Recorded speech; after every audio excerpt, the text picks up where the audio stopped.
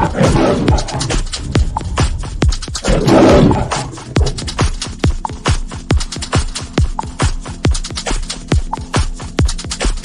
got this feeling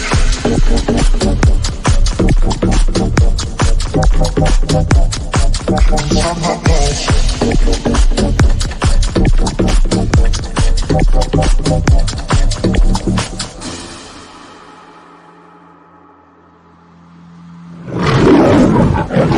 I got this feeling inside my bones. It goes electric, baby, when I turn it on. All through my city, all through my home. We're flying up no ceiling when we're in the zone. I got that sunshine in my pocket, got that good soul memory. Feel that hot breath in my body when it drops. Oh, I can't take my eyes above it, moving so phenomenally. You gon' like the way we rock it, so don't stop. And under the lights when everything goes, nowhere to hide when I'm in your clothes. When we're moving, you already know. Just imagine. Nothing I can see but you when you dance, dance, dance. You're creeping up on me, so just dance, dance, dance. All those things I should do, but you dance, dance, dance. There ain't nobody leaving, so stay dance. Flying, flying, flying on. Flying, I know you fly on. Flying, I see fly on. Flying, hurry on. Flying, fly on. Flying, I know you fly on. Flying, flying, hurry on. All those things I should do, dance, dance, dance. There ain't nobody leaving, so keep dancing. So just dance, dance, dance. So just dance, dance, dance. Come on. I got this feeling inside my bones. It goes electric, baby, when I turn it on. All through my city, all through my home. We're flying up no ceiling when we're in the zone. I got that sunshine in my pocket, it's on your feet. Feel that hot breath in my body. Oh, I can't take my eyes above it, moving so phenomenally. You gon' like the way we rock it, so don't stop. Nothing I can see but you when you dance, dance, dance. You're creeping up on me, so just dance, dance, dance. All those things I should do, but you dance, dance, dance. There ain't nobody leaving, so stay dancing. Flying, flying, flying, flying on. Flying, I know you fly on. Flying, I see fly on. Flying, hurry on. Flying, fly on. Flying, I know you fly on. Flying, I see fly on. Flying, hurry on. All those things I should do.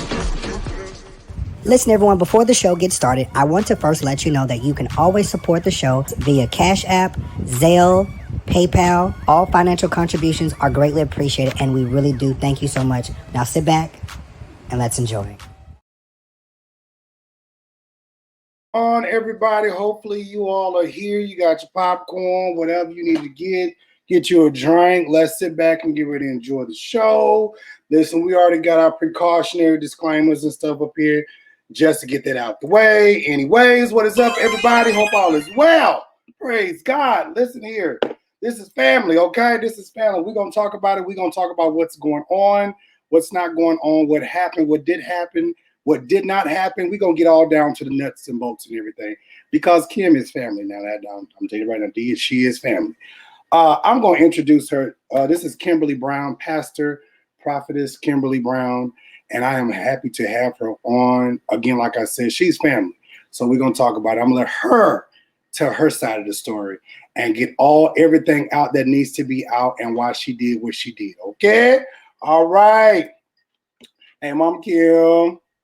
Hey, how are you? I'm good. So like I just try to tell the people, I wanted, them to understand what's going on. And, you have your reason for doing what you're doing. And, as we discussed prior to, people want you to be quiet about your side of the story. And they want you to, but there comes a time when we pray. And there comes a time when you just got to do what you got to do. Mm-hmm. So I want to first let you introduce and start off. Well, like you said, I'm Kimberly Brown and senior pastor um, in Tampa, Florida, and my eyes are still swollen. So they said that maybe I would have had a meltdown, um, panic attack, or whatever else that they said. I've been through worse than this. Um, but I'm not used to this type of ministry. I'm from Allentown, Pennsylvania, reared and breded in Trenton, New Jersey. Um, two bachelor's degrees, a master's degree, and very intelligent. Um, I'm a licensed mental health counselor. So Monday, if I Crazy. huh? I said, so you ain't crazy. You know what's going on. No, I'm not crazy. Now I believe like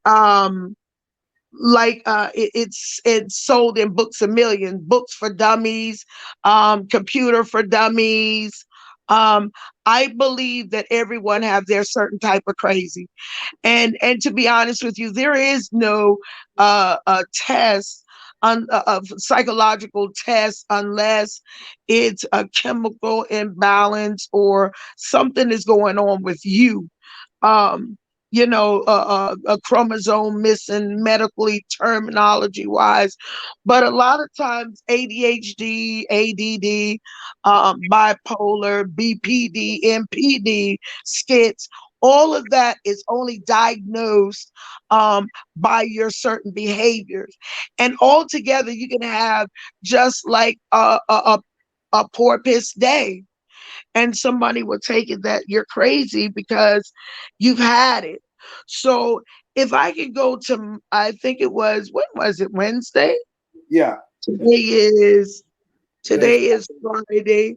So we're talking about mm, Tuesday or Wednesday. Um, I had counseled the family that morning. Um, 3 a.m. I had counseled the marriage until 5. From 5, I counseled another family that there was some excruciating and mental things that I endured in um, that family, and it was a family of preachers, and I've never heard a grandmother say, um, "I wish my grandbaby would have died." So I end up having it out with my son. And I'm just taking you from 3 a.m. until Facebook time. right. Uh, my son that is 28 years old, I had it out with him. And when I mean had it out, I let him know, look, you can't use me anymore. Um, you guys wait till you get in jail and holler, mama, mama, mama, mama. But where was mama before you got in jail? Mm-hmm. Okay. You was minding your business. So I told him off. I told my daughter off. And it just went left field because that little sister would take you there. Then two of my spiritual daughters, I had to deal with them because their husbands had called me. By the time I was on the telephone with one of the husbands, I get an email, or shall I say, I get a text, and I see this woman on a flyer. I had I got off the phone with that gentleman, and I called my overseer, and I was crying with him, and he was making excuses for my best friend. What I saw was my best friend was having someone to come to his church, Mm-hmm. and the um he had the audacity that as she was coming to the church, that let me put her on a flyer. So he put her on a flyer. Now, mind you, my head is, I done been to your church over 5, 6 different times. You've never had the decency to put not one picture of mine on a flyer. So at the time when I seen this flyer, my attitude is, I've been abused and used by y'all niggas too long. Y'all done been in my church. I've respected you all. I put you up in grand hotels. I fed you the best. I didn't put you in no messed up hotel. It was downtown. Okay, it wasn't the Ritz Carlton, but I tell you what it was. It was still, Marriott, Hampton. I put you in at least a 4-star. Okay. Right. So I treated you well, even though you were my friend. But then when it comes to Kimberly, that I'm beginning to see, the male preachers are beginning to disrespect me because I don't have a husband, or there's not a man that sit up there and say, wait a minute, bruh, hold up. So because you don't have a man to defend you, they feel like they can run over you. Exactly. Mm. So, and I've had a man from 2005 up until this present time. I can literally tell you, I've had a man to come to the ministry, ask me why was I counseling his wife. I didn't even know that she and he was married, and he punched me in my face. Okay, but if I had a husband, that wouldn't happen. I've had a man to come for prayer. We had prayer 5 o'clock in the morning. He saw that there was no males in there, and he took it upon himself. He was just going to see if he was going to rape somebody, and I was the only one there. Okay, so I've been in Bible study and literally turned my back, and all of us women in there, and he politely ejaculates in the back of the church, pulling out his penis and ejaculate. So I had a young man to really cuff him up, let him out the church. Um, I can go on and on and on and on with stories. I had a man running the church with a butcher knife because I was preaching the gospel and I was loud on the mic. It went outside the building. The man came in, my armor bearers, and people had to stand in front of me. Eventually, my son bought 2 big pit bulls in the church to get the man out.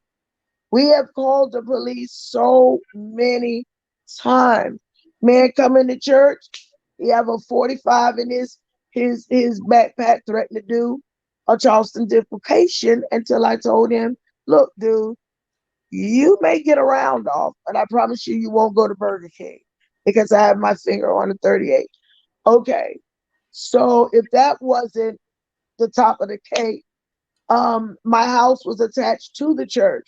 But the way you got to my house, you had to climb. If somebody wanted to break in, they had to climb the tree. Man climbed the tree to try to get in one of my windows. The police caught him. He went to jail. I can, like I said, I can go on and on and on with stories that I feel that if I would have been married in church, a lot of this stuff wouldn't have taken place. I have to disagree with you, Kim. It's a lot of people that are married, and a lot of women too that are married, and they still get disrespected. I mean, If they have a husband that is not wet back, and just like we had to deal with the lawn man, he jumping all in my face. But if there was a man there, that man gonna go blow to blow with him. He's not gonna be. Certain men, God made them to be protectors. And Absolutely. those men are not gonna let their wives be done any kind of way with their children looking on to them. Now, I've seen ministry in another realm. Okay. Now, your Aunt Betty Mitchell, I don't know. Now she's a strong woman. I don't know if a man would have came in there and with They her husband would have just let, they excuse me. they tried it. Okay, but what happened? I mean, we were there I though. know. You know what I'm saying? Come We on was, now. so Come I mean, on.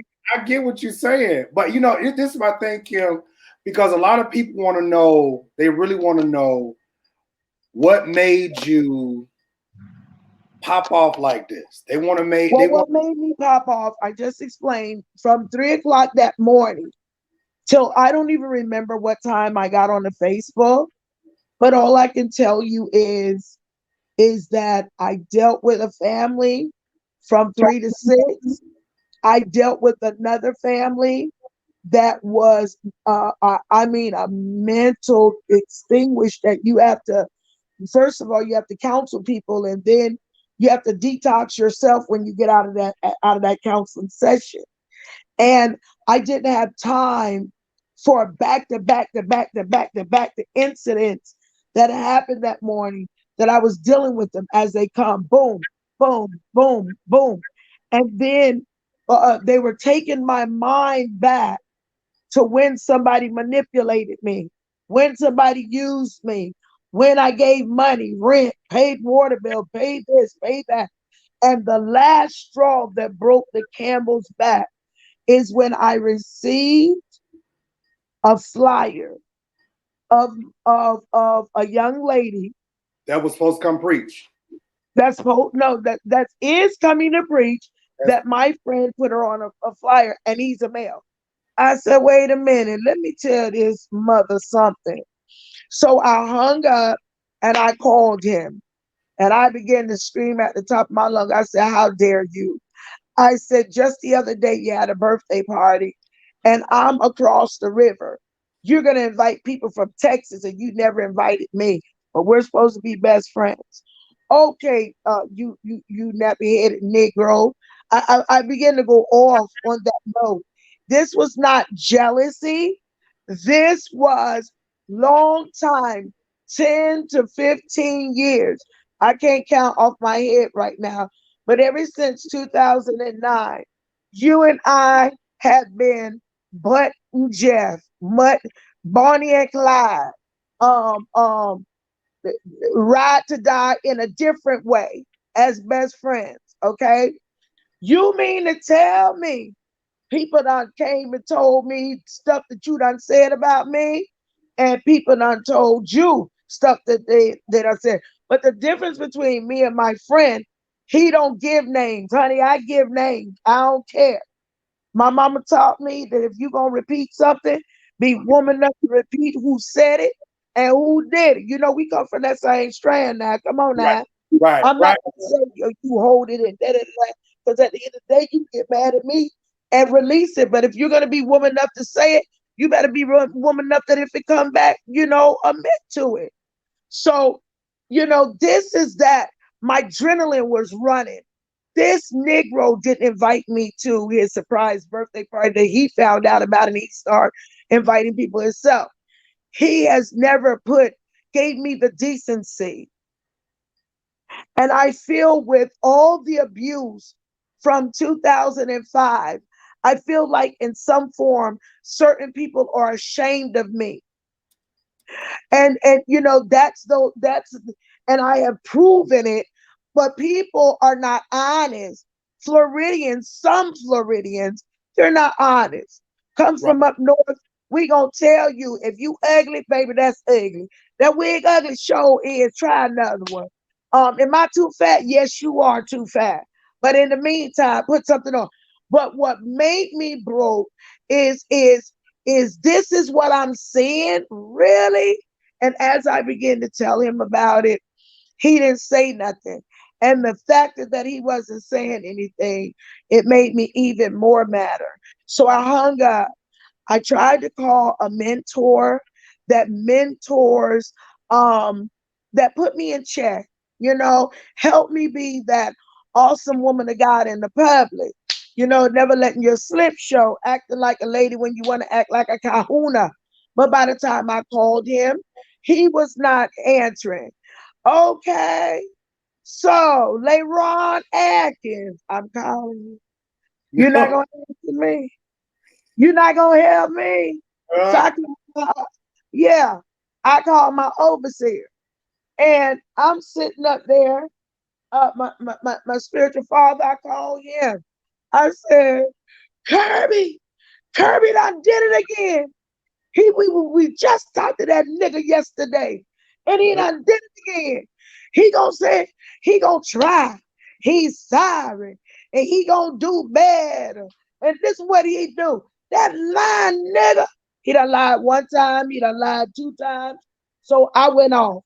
And my spiritual father was like, come on, let's pray. Pray. Wait. So how did this get to the water? Did you see the flyer and then you saw the water bill? Oh, I told you in the course of things that I had to deal with, I let that go. I told you I dealt with, of course, a lot of things. Right. And But you had the meetings, then you had the flyer, yeah, and then you had the one of the meetings was by the church. One of the meetings were by the church with the family, 3 o'clock in the morning, 3 to 6. And then I went to the other family and by dealing with all of that, because they're all up in there. The church is on Genesee Street, and that's Osborne up there, Chelsea, all of that. That's that area. 34th Street. So I said, Lord, let me go. Let me go, because I was gonna really, that we got the bad news about the lights the following week, you know. So I knew that we were raising the money for the lights. So I was just gonna go to the church. And before I can get there, the neighbor called. And the neighbor said, Miss Brown, I don't want you to get mad now. I like the other Miss Brown because she was giving us food. But you don't give us no food, but you give us truth. And you speak to us every time you go into the church. I said, okay, I hear all that. What's going on? He said, let Michelle talk to you. So, Miss Brown, I'm just going to tell you, because he ain't going to tell you like I'm going to tell you. And I told him to keep it. I said, okay, Michelle, what's going on? She said, you need to get to the church because the water running. Okay. It still didn't dawn on me. This is the same water that you've been seeing. I said, okay, well, you can't turn it off. You got the gate locked. So I went to the church, and literally I didn't have the key to unlock the gate. So that means I had to take my big old fat tail and climb over, the fence and get in there and turn. It's a spigot. It's a spigot right on the side of the front of the building. But the way it's situated, it's like a arrow up. You understand? It goes up. And so the water would be running down. And so I climbed over, turned the water off. I was mad. I was mad. I was mad. I called the police and I was telling them, the neighbor seen it. The police came out. They was the wrong color. The black neighbors over there telling us, we black folk, we don't talk to no white police. Black people don't talk to police. Black people don't talk to no police. I said, come on now. Y'all know y'all called me. When? It was that selective amnesia mess. I said, okay, that's what y'all want to do. That's no problem. Y'all can do that. So I literally, the police said there's really nothing that he can do. He can do a report on it.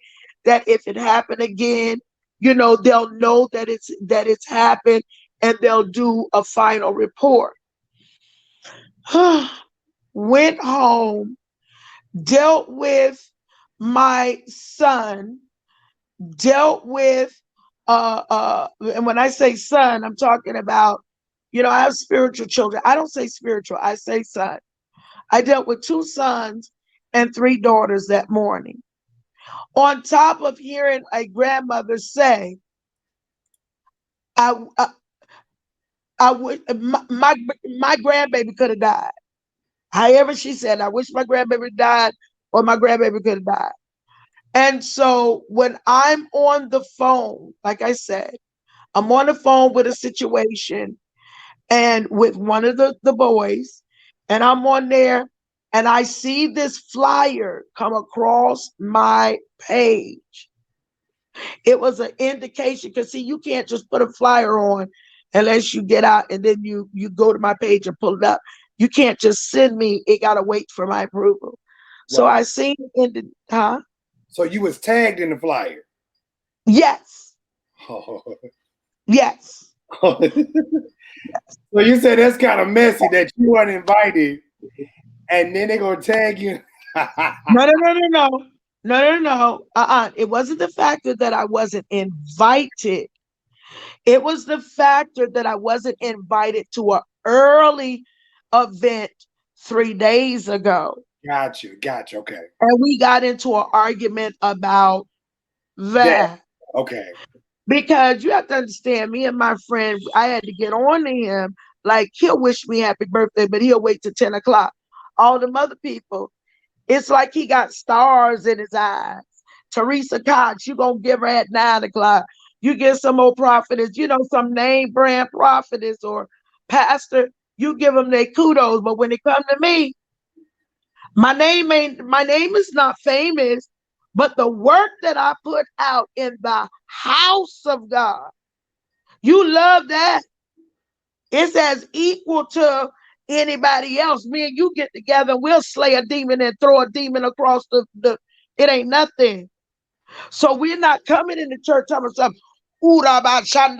No, we getting down like Betty Mitchell. We getting down like we supposed to. And what do I mean by getting down? I'm talking about souls are so important to me. You know, I don't, it's not about the hair. It's not about how you look, but you'll it's almost like you're ashamed of me. You don't want to announce that Kimberly Brown is at your church. And see, I've had that problem and I know it. I don't care what nobody says.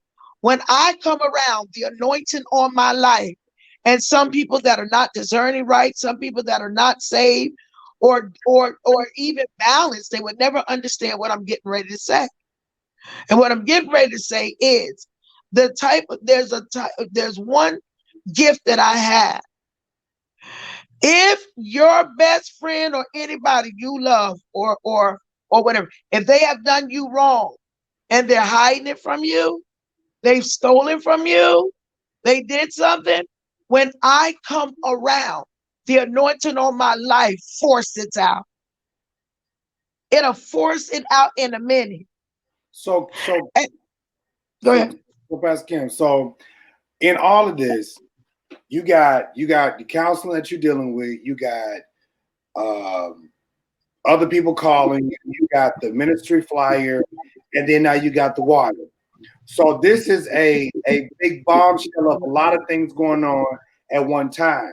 And then because of the flyer, you think about just all of the times that people have done you wrong, and that makes you pop. So Well, look at the water. I when I found out who did it, I was even more mad because it goes back to the story that I was saying on Facebook about the ownership of the building. So now you done messed up with some water. We already got a skeleton crew because people scared to come to church because of the pandemic. And we have a bill once a month, and it's looking scarce and scarce and scarce because of the people. But yet, though, you're making an extra bill on me. how much is the water bill? It's 1,000. Because in the midst of me calling the police, in the black neighborhood, the police take a long time. I'm calling the bishop because his name is on that stuff, not mine. I wouldn't know the account number to save my soul. So I'm calling him. Dude, can you call and find out what this water bill is? I already know what it is. What is it? It's 1,000. What? $1,000. So now we got a $771 light bill. The light get turned off. Okay. Now I want you to hear me. We did not pay. We did not pay August, and we did not pay. No, I'm sorry. There was $98 left from July. We didn't pay August. And September we didn't pay because Too much. it was our bills are like $100, $75, $90. So let me backtrack. I don't think, don't quote me, and I could be wrong. Um, the reason why I'm saying 100, because I seen a bill for a bill came in September. That bill was $101. Well, you have to understand, when a bill come in July, it's not for July bill. It's It's for sure. actually for August. I mean, June. Yeah. It's for June. So when we got the bill, we only owed like, at first it was 290, and Bishop paid the $98. So please tell me, how did we get a second bill? Okay. We get a second bill that said 590 or 580. Uh, Why did we, when That the was bill, right. right? We Okay. only go to church. Now watch this. We go to church Sunday at 9 a.m. We stay to 11. We leave. We come back Tuesday, 3 hours from 7 to 8:30. We leave. We So don't come back until Sunday. somebody Uh, somebody been playing with your lights and your water. So from your live, you had said that I'm trying because my voice is almost gone. So from your live, you had said somebody left your water on for 5 days straight. Wednesday, Thursday, Friday, Saturday, Sunday. Yes. Wow. Because It was turned. everybody's saying, how did the light bill get so high? But what you were saying in your live, someone literally came and turned your water on, and you said there's water everywhere. There was water in the front of the church. It was in the front of the church, and it was so mucky, because you have to understand that the water is sitting on a slope, so it's going to bleed down. Right. I'm coming, okay, church started at 9. I get there 9:30. I'm trying to figure out, where's all this water. But everybody would tell me, or somebody would tell me, no, ask this person, because she's the first one to get on the grounds of the church. Now, let's go to the trailer, like a school trailer, where the students go, instead of a classroom, they go in a trailer. Right. Well, I have one of those trailers out to the church. Someone ripped the doorknob off. We've been waiting for the gentleman to come and fix it. Well, somebody went in there and turned the light on. Now, I say somebody because at this present time, I didn't know who it was. But then I found out who it was, because the neighbors, when they called, they let me know that it was Pastor Samantha Brown and Apostle Shawnee House. Apostle Shawnee House was driving, and Pastor Samantha Brown came to the church and did this. Now, do I believe that they're that shallow? Yes, I do. Why? Because for the last 2 years, Pastor Samantha Brown, everything I have, I put a flyer, and I'll blast that flyer.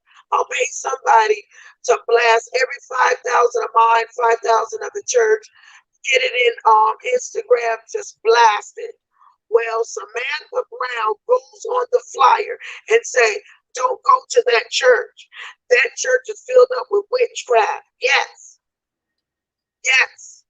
And then she'll inbox the ex-members that used to be at her church, which was only 2. Mind you, they're now been underneath my membership for 3.5 years, and she's still messing with them. So she tells the one, only thing you have to do is pay tithe and offering. You're not responsible for paying nothing. So if she try to get you to pay anything, don't pay it. They come back and tell me. So they didn't went did this. They go out here telling your members all this stuff right here. Yes. So Not what's all the members. Let me clarify that. Their Pastor Brown had 2 members that left her church a whole year. Not a half a year, not 1 month, not 3 months, but a whole year. Then I had a revival. They came to my church. They joined 6 months later. I never knew they were her members or used to go there with her because she wasn't having church at the time. And they had been her members for a whole year. When she's always came over my church when I had revivals. You can see pictures of her even falling on the floor getting deliverance. She the main one to fall on the floor, won't get back up until hours and hours later till we gotta go home. Okay. So then you bring your whole church over there. My apostle gave a prophetic word and told one of her members in 3 years that if she doesn't change in 3 years, she was gonna die. Um, um, what do you call it? Viciously. 3 years to the date that he prophesied, she was stabbed to death last year. So every pastor that I get, just about except for the last three, there's a Pastor Patricia that is on Facebook. Pastor Samantha Brown inboxed her and told her, don't fool with me. She's a witch. She's this and she's that. Okay. Then I'm on Facebook now. Then, while I'm on Facebook and I done popped. I didn't pop because I was in pain. No, I have morphine for that. I have oxycodone for that 10 milligram, 325. I wasn't in pain. You was I aggravated. not I was more than aggravated. I was mad as hell. So you got a lady that got two members in her church that left her church, and then she's still antagonizing the members that carrying Yes, she on. is. And then Yes, you she is. got Johnny House fooling with you too. See, what's funny is I know of these people, but I don't know them. My mother knows of them, but I don't know these people. But what's funny is like the same people we both know. I mean, we're from Florida, right? What people don't No, I'm understand. not from Florida. I'm in Florida. I mean, you know what I'm saying? Like, I know. we're technically not from Florida, but we've Right. been here years. So people don't understand that we've been here years and we know all the tea, we know all the dirt, and we try to go on and do the Lord's work. And because it gets to a point where it's like you didn't seen so much stuff, it's like, okay, so y'all want to keep praying over this stuff, right? You don't want to correct this stuff, right? You don't want nobody to voice their opinion about stuff, right? Oh, okay, I got something for you. See, what you did the other day was no different from what people who get tired do any other day. It's not mental, it's not dysfunctional, it's humanistic. And it's just like, okay, so you want me to pray over the fact, because I heard you say this, you want me to go pray over the fact that this preacher just raped my daughter gunpoint. You want me to pray over the fact that all this stuff with all these female pastors coming at me is being negative, and you want me to pray over that. You want me to pray over all these men, all these pastors that's on the down low and Karen. You want me to keep praying, but don't y'all don't want to fix this. Oh, okay. Okay. See, like I said the other day, I said Ken was bringing very surface. I said, because baby, who know what the bones that is me? Because don't nobody, we didn't sit back for years and we see all this stuff going on and everybody want to be quiet. It's like, why y'all being quiet? Because And that's the part that's angering me because one of the young ladies that I talked about. Now I want you to understand something. I don't hate these women. I'm not a hater. And it's not a lot of women that hate me unless I don't know. I don't know who like and who don't. But I can tell you, I'm not one of these ones to say, "Oh, she hate me. She don't like me." That's not me. I'm one that admire woman. Shawnee, I had looked up to her before she got married and came to the city.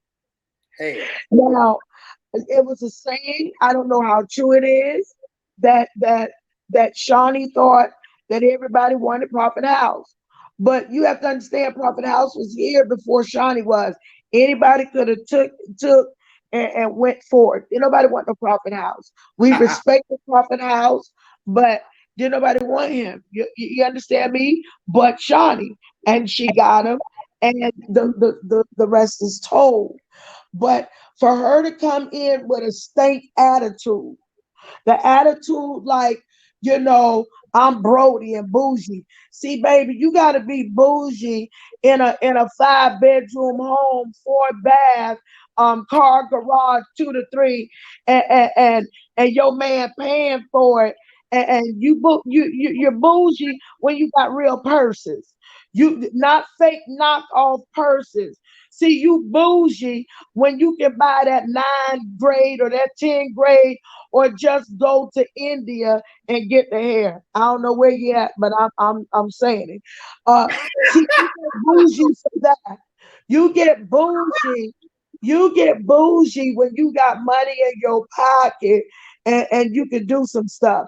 But you don't come in a city where you came out of Tallahassee thinking you all that the bag of chips. And no, I don't think that you are that. You come in there with a sniff attitude.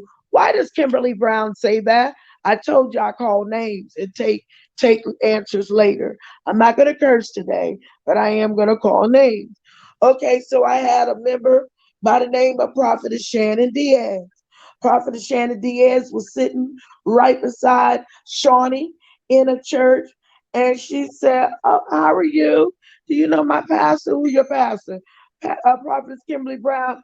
I think I know of her. No, you know me, honey. Me and you preach at Terry Weems. You know of me. You done seen me. Me and you got ground when you was on Facebook and trying to date a man that I was dating, and my administrator told you stop slipping into his messages, because, and then she gonna think it was me, and it wasn't me. It was actually administrator. Like right now, I'm gonna get somebody to look over my inboxes. So I know I'm talking about stuff she did to me. I'm not talking about nothing that somebody said You're other talking about than what you know personally. right, what I know personally. Now, I really don't know personally if Minister Prophet Shannon was lying or telling the truth, but why lie? Okay. But then when I see you, you got this attitude. So I ask you, do you want a fellowship? You get mad. You come to a conference that I had called This Is Still Right. Okay. So you bring your friend over there, First Lady Kimberly Jones, or Kimberly, whatever name, Kimberly Jones. She has a bad checkbook in her purse. Now I can go by her story, but coming from a check writer, which is me, and will write you, I would steal your drawers with a check. Okay. I didn't believe her. I didn't believe her. Now let me say this. Used to do that. Because when Use I was faced with 8 years, no, I don't play that. Um, but she wrote a bad check. And that prophet Terry Weems, he used to oversee me like in 2013. And Prophet Terry Weems said, get that money, Prophetess Brown. And if they write a bad check, you take that check.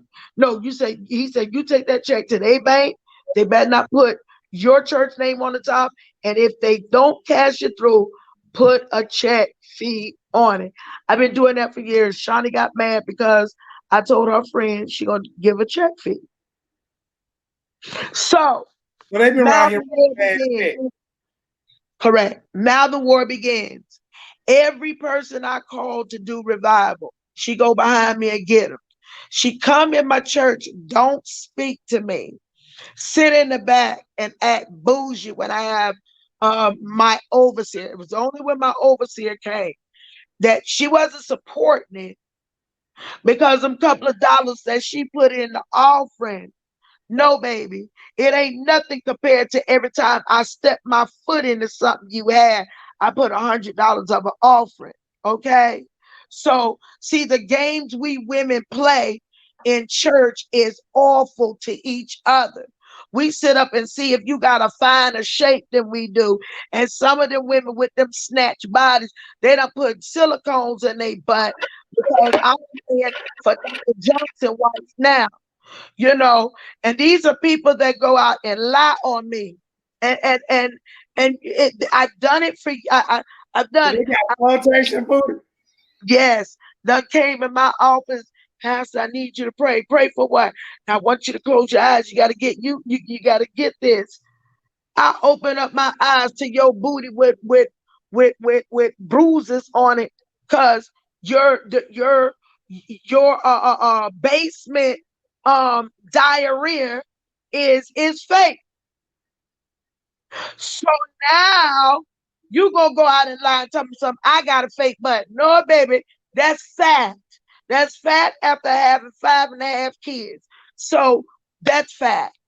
Now, what am I saying? What does this have anything to do with preachers? Everything of what I was saying on Monday. You know what?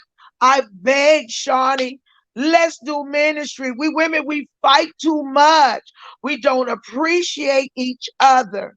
And I'm not going to say that I've been a saint because I done drugged a couple of women through their edges. Okay? I done got Apostle Ronnie. Me and her done had it. She trying to be a cougar in the church and got mad because the boy was liking me. I'm a single woman. You married, baby. Do the math. Wait a minute. You Lord in church. Then you gonna bring your boyfriend in church and your husband in the back of the church didn't even know the boyfriend was in church. So see, I'm tired of all of this mess. You done talked about me like a dog. So they I got holding these got preachers. her. I told you I got some more names. You crying because this is the problem. I, Kimberly, I can't be seen with you.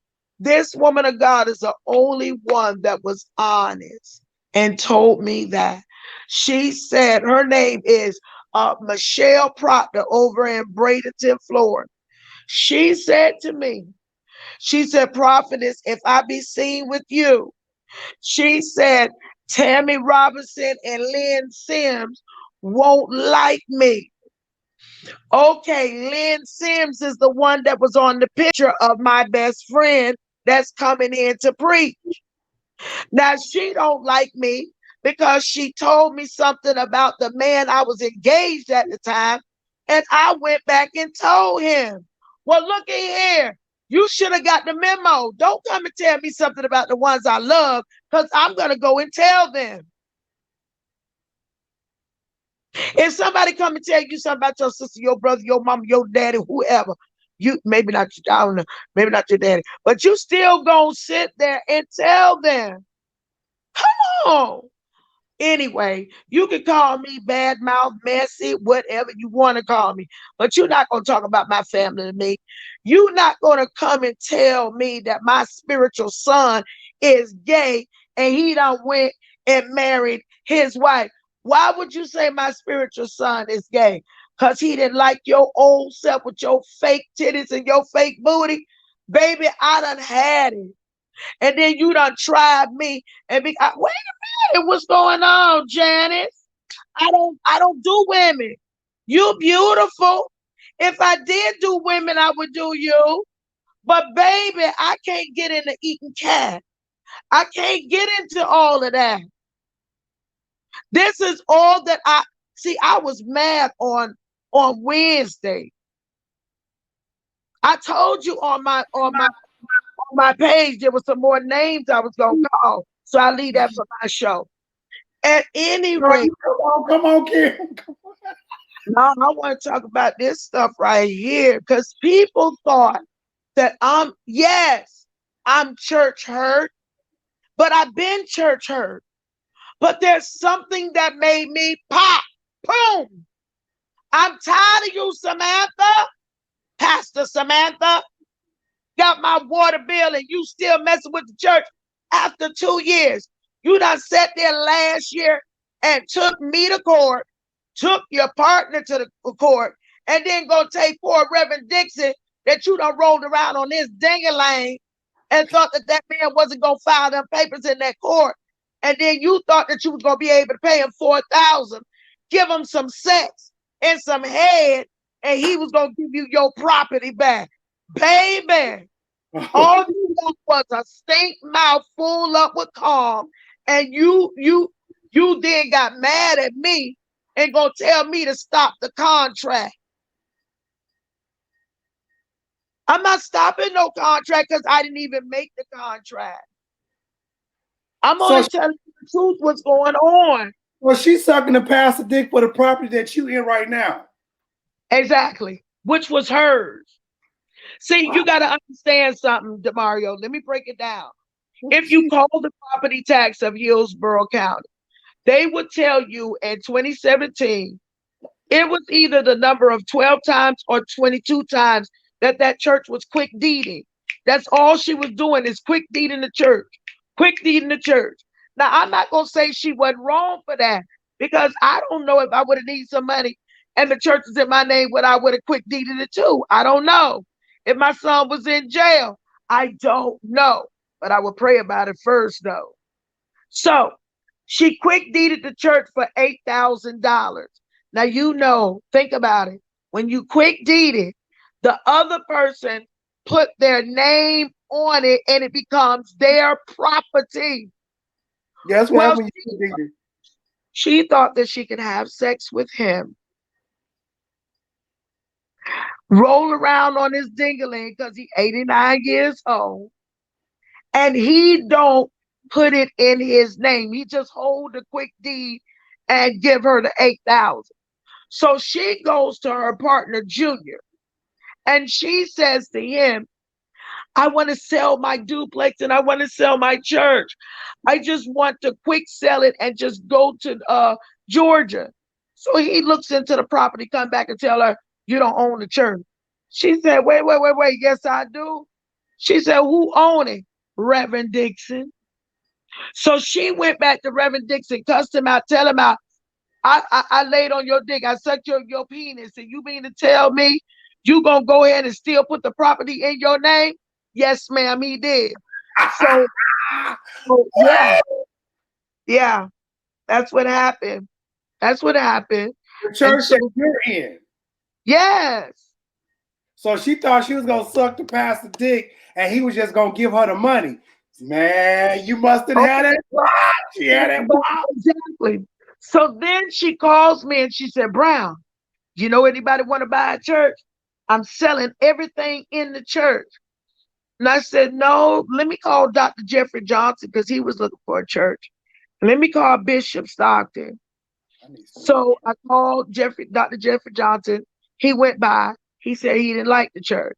Bishop said he liked the church. He said, Brown, you want to come together and do ministry? I said, sure, because I'm paying $3,700 for 8 years that I've been over here, and that'll be a pressure off my back. So I left my building after being there 8 years. 8 years. Before I left my building, I called Samantha. I said, Samantha, Bishop's in, he's interested in the church. She said, Brown, I'm gonna give you my number to my partner. His name is Junior. I said, no, I want to deal with you. I don't want to deal with Junior. I don't want to deal with nobody like that.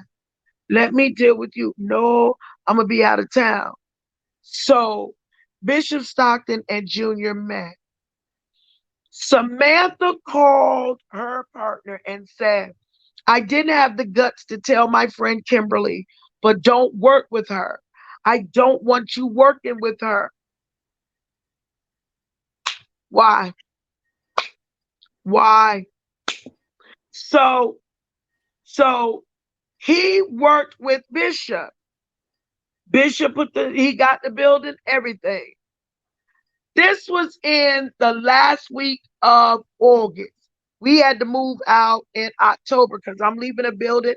I've been there for 8 years, and they tried to get smart. Well, we're gonna use your deposit for September's rent, and you have to be out by October. I said, no, you're not gonna do that. because I paid a deposit and a security binder as well, which is like 5 grand. And so, and that's not even including the rent. That was 5 grand of what I paid 8 years ago. I paid a total of $8,000 for that, everything in that building. Okay. So, and we were supposed to do it to own. But what happened, the economy hit. We had Hurricane Hugo, remember? Uh-huh. 8 years ago, it was Hurricane Hugo, and the economy for the house went down quick. So they didn't want to sell because now you got $1 million property. It's only worth 95,000 after the property adjuster adjusts the property. Make a long story short, get over to the church. Here's October. I changed the locks. She calls me, Brown. I saw that you did a testimony on Facebook. Do you know anything? Do you have my building? Do you know anything about my building? I said, your building. She said, yeah. I've been in that building. I've been praying. I said, you haven't had church in that building. She said, I do my women's program in there. So you don't have church, you do women's. I said, well, yeah, Bishop got that building 2 months ago when you told him. She said, oh no, I told him not to deal with you. I said, he didn't deal with me, he dealt with Bishop. Oh no. So she called the man, called me back. Can you please just back out of the contract until I get this thing taken care of? Samantha, we're 2 months in. Okay. She got mad because I wouldn't do what she asked me to do. And I became she began to bully me. Up until this present time, she has us in court and we're waiting. We've been going back and forth, but we can't move forward because of this pandemic. So not only are you putting funny ads, I mean, nasty comments, but then you call Christina, my minister, and you're going to tell her, I want you to come and work for me. I'm going to put evangelist on your name. I called my member. I said, let me tell you something. You can do what you want to do, but you're not ready to walk in no evangelist call. The Bible said, do the work as an evangelist until your ministry become foolproof as an evangelist, not be an evangelist, but as. So this lady is slanging pussy and trying to steal members. Yes. Yes. And now, you said that. I didn't say that, but yeah. I did say that. But see, at the same time, Kim, it's like people don't understand that this stuff does go on in church. But then they all on your live tomorrow, get all pray, get all. I'm like, wait a minute. And I'm sitting there in the comments like, Kim is only being very nice right now because, baby, it can go deeper than this now, baby, because we can talk about all these nasty ass men that's out here fucking the little boys and stuff. We can talk about that too. I'm just saying.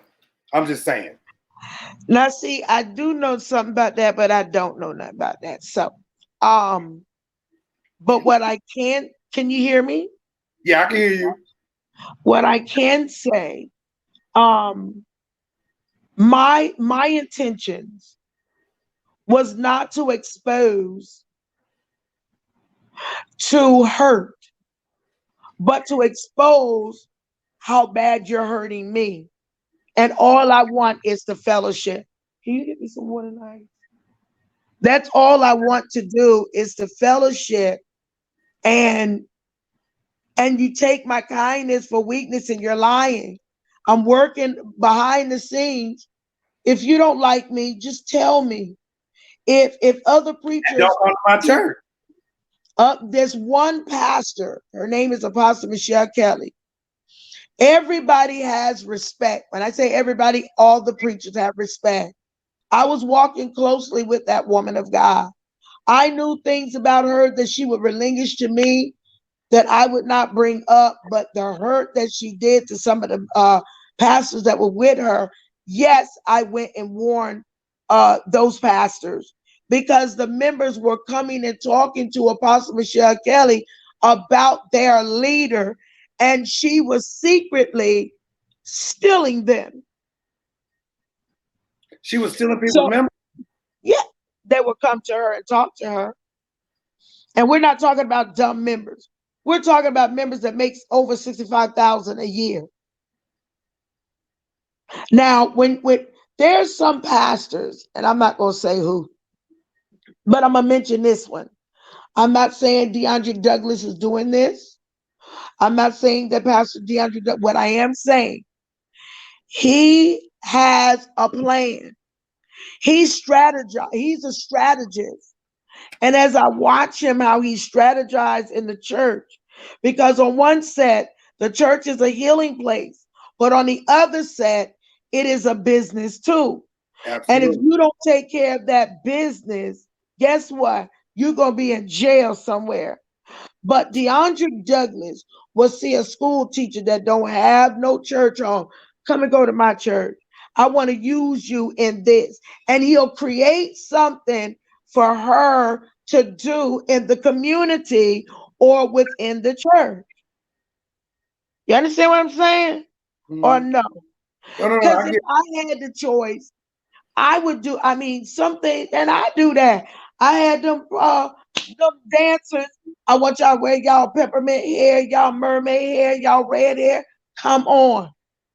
Come on. My purpose for them to be there is to let someone know that is homosexual, that is gay, that is queer, that is bi. Um, Come on in. I'm not gonna say, oh, you're a homosexual. I know what you are. I know what I see, but I'm not going to treat you and I'm not going to preach one gay message. But what I am going to do is I'm going to love you through your decisions in life. Right. Now, that's me. So DeAndre Douglas, Pastor DeAndre Douglas is like that. He see a school teacher that don't have a school, a church home, or a therapist, physical therapist. He's not gonna steal nobody member. Okay, physical therapist. He's gonna say, "Come on," and he's gonna make something in the church. Well, that's what I'm looking for. We're kingdom builders. We're growers. We grow. We're not just about our church. Like right now, we have started a community garden where you can have your row of turnips, your row of cauliflower, your row of turnips or collard greens. But we want to do some things in the community. Not that I can get a mark, not that God can be pleased with me. Because Demario, I feel that God is already pleased. I know he gets upset with me, but I'm the hardest on myself. And Kim is not pleased with Kim right now because I can do more, but don't piss on me while I'm trying to go up. You done pissed on me long enough. I'm steady paying these bills. I left something of $3,700 to come into something comfortable, but yet though you're gonna try to give me $1,000 water bill and something else as far as the electricity. No problem. That's what you gave me. But then when I call you, you play games. Okay. Then there's Ruth Mobley. For me being tired in the ministry, you all, I have a lot on me. And even though I'm strong to endure, I still have a lot. I have a 16-year-old that plays football. He has to be in practice every afternoon. Okay? His games are on a Saturday. Okay? I'm not to miss those or his practice. Thursday, if we were on our regular schedule, Thursday, I deal with praise and worship from 6:30. No, I'm sorry, 8:30 to 10. Okay? So then once I got that, then at that time, that all this chaos is going on. And I'm talking about from ministry on up. I got my parents living with me. They got physical therapists twice a week and a home health nurse. And I'm like, oh, and then I got a 9 to 5 job on top of that. So please tell me I understand. began to really hurt. I'm having revival. We're casting out demons. Okay, where does the church go when they need to talk to somebody about the hurt that they're dealing with? Where do they go when they can talk about, and I'm not talking about because I got raped and molested from the time I was 8 to 14. That doesn't hurt me. That doesn't bother me. If I would have had any hurt from that, it would have been hurt from my mother. When I asked my mother, why didn't she leave?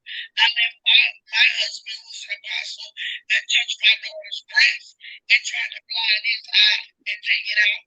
Okay, so where does the church go? Where do we leaders go? Where do they want us to go? What we're supposed to do? Well, if it's so easy, then why don't you go to do it yourself? I had Ruth Mobley daughter to tell me, let me educate you on some things about my mother. My mother has a lot on her, and my sister's death, and if you need that much, go pray to God yourself. Well, baby girl, let me help you and educate you on some things. Your mother, as of May 2018, asked her, can she come to the church? She told me she would. I called her and asked her, what date can she come? Let me check my calendar. Okay, called her in June. I put the post up on my page.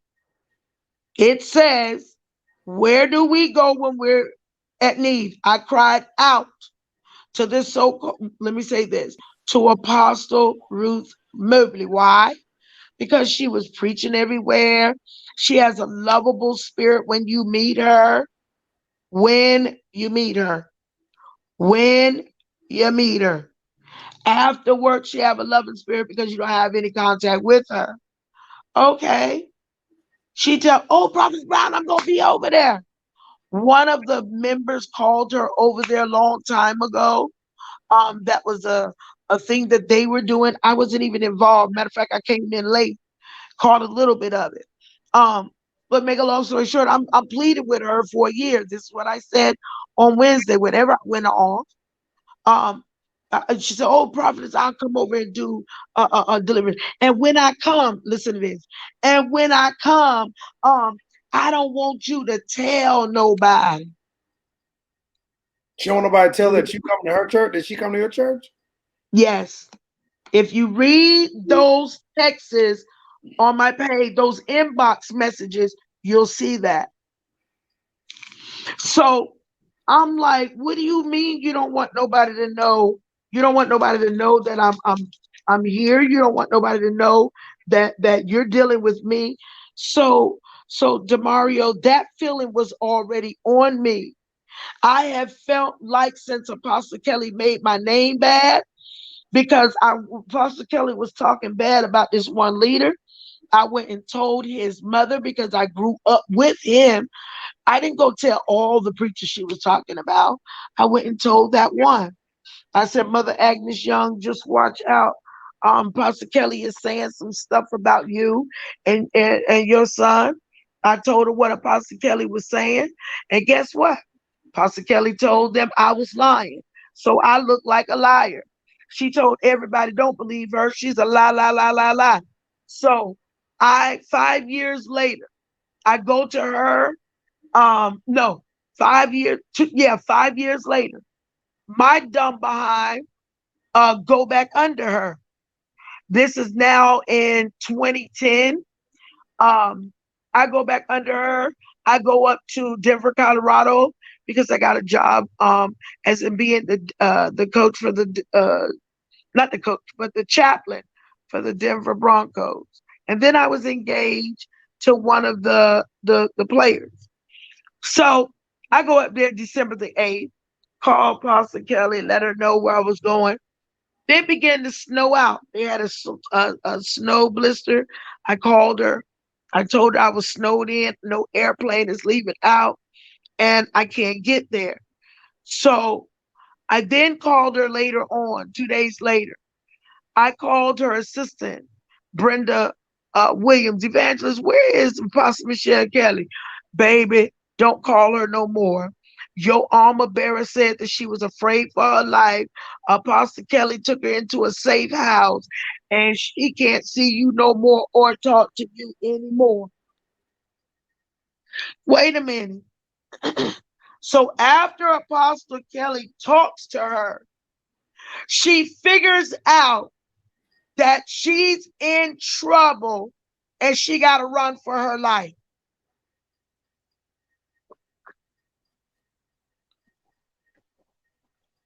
I called Apostle Kelly.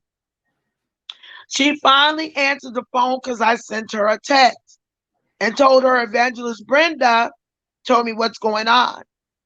Apostle Michelle Kelly told me, we got to talk when you come home. I came home fully engaged. I went straight to the office. Ruth Kelly. Huh? Ruth Kelly, right? No, I'm gonna get to Ruth Mobley. I changed. Okay, Ruth I'm Mobley. only explaining. I see. I'm only explaining why. I'm only explaining why that that this is. I'm ashamed to be with her. Apostle Michelle Kelly has fellowships with different pastors and good fellowship. So anybody connected to her, they can't deal with me because she so-called ruined my name and she banished me. It's cultish. Yeah. Oh, well, I'm not going to say that. I'm just going to say, I'm going to leave that to you. I'm going to say she told a lot of people not to deal with me. Okay. Well, so that's why she wanted to come in and sneak in and do the deliverance. So I'm waiting. After I heard about her child in February 2019, I told her, I said, no, I'm not going to be in a rush. You go ahead. I'm sorry to hear it. Here's my condolence. She got back in touch with me on April, and it's on these texts on my page. Demario, it said April the 14th, 2019. Prophetess, I got 2 services to do. Can you let me know when you are available? I sent her back a notice. It's probably number 5. It's because I numbered them. Number 5. Here you go. Number 5. You had sent her a message. Said, Apostle, I'm ready. Please call me. Da da da da. I got that for number 2. You said, Apostle Ruth Mobley, can you please call me? In all of this, she has not replied. Can you please call me? I have a new phone. I lost all contacts. I need you to please call me. Boom. You called. She didn't answer. Then there's another one. You sent her a message. So in all this, it's like, and then she finally decides to call twice. And then she says, blessings, beloved. I will call you today. Never called me. Never called. Then she sent you a message in January. What are these folks playing games? She sent me a message in January. Her daughter died in February. She sent me a message in March the 19th because I told her in February 2019, February the 12th, I said, I heard about your daughter. Yep. Now, the next message under that, I said, I'm not going to be pushy for a date. So then on April the 14th, she then reached out to me and tell me she has 2 services and she want me to get in touch with her about my availability. So I did. I left a message. I didn't hear nothing from her. So on April the 28th of 2019. Kim, question. Who is Kendra Gillis? Kendra Gillis is somebody related to her. Oh, okay. Okay. Just wanted to make sure. Related to Ruth, right? Okay. Okay. Now, they're mad because I put their mother out on blast. But guess what? The truth says it in the email. If you don't want to deal with me, just tell me you don't. If you don't want to come over, just, who runs after a person a year?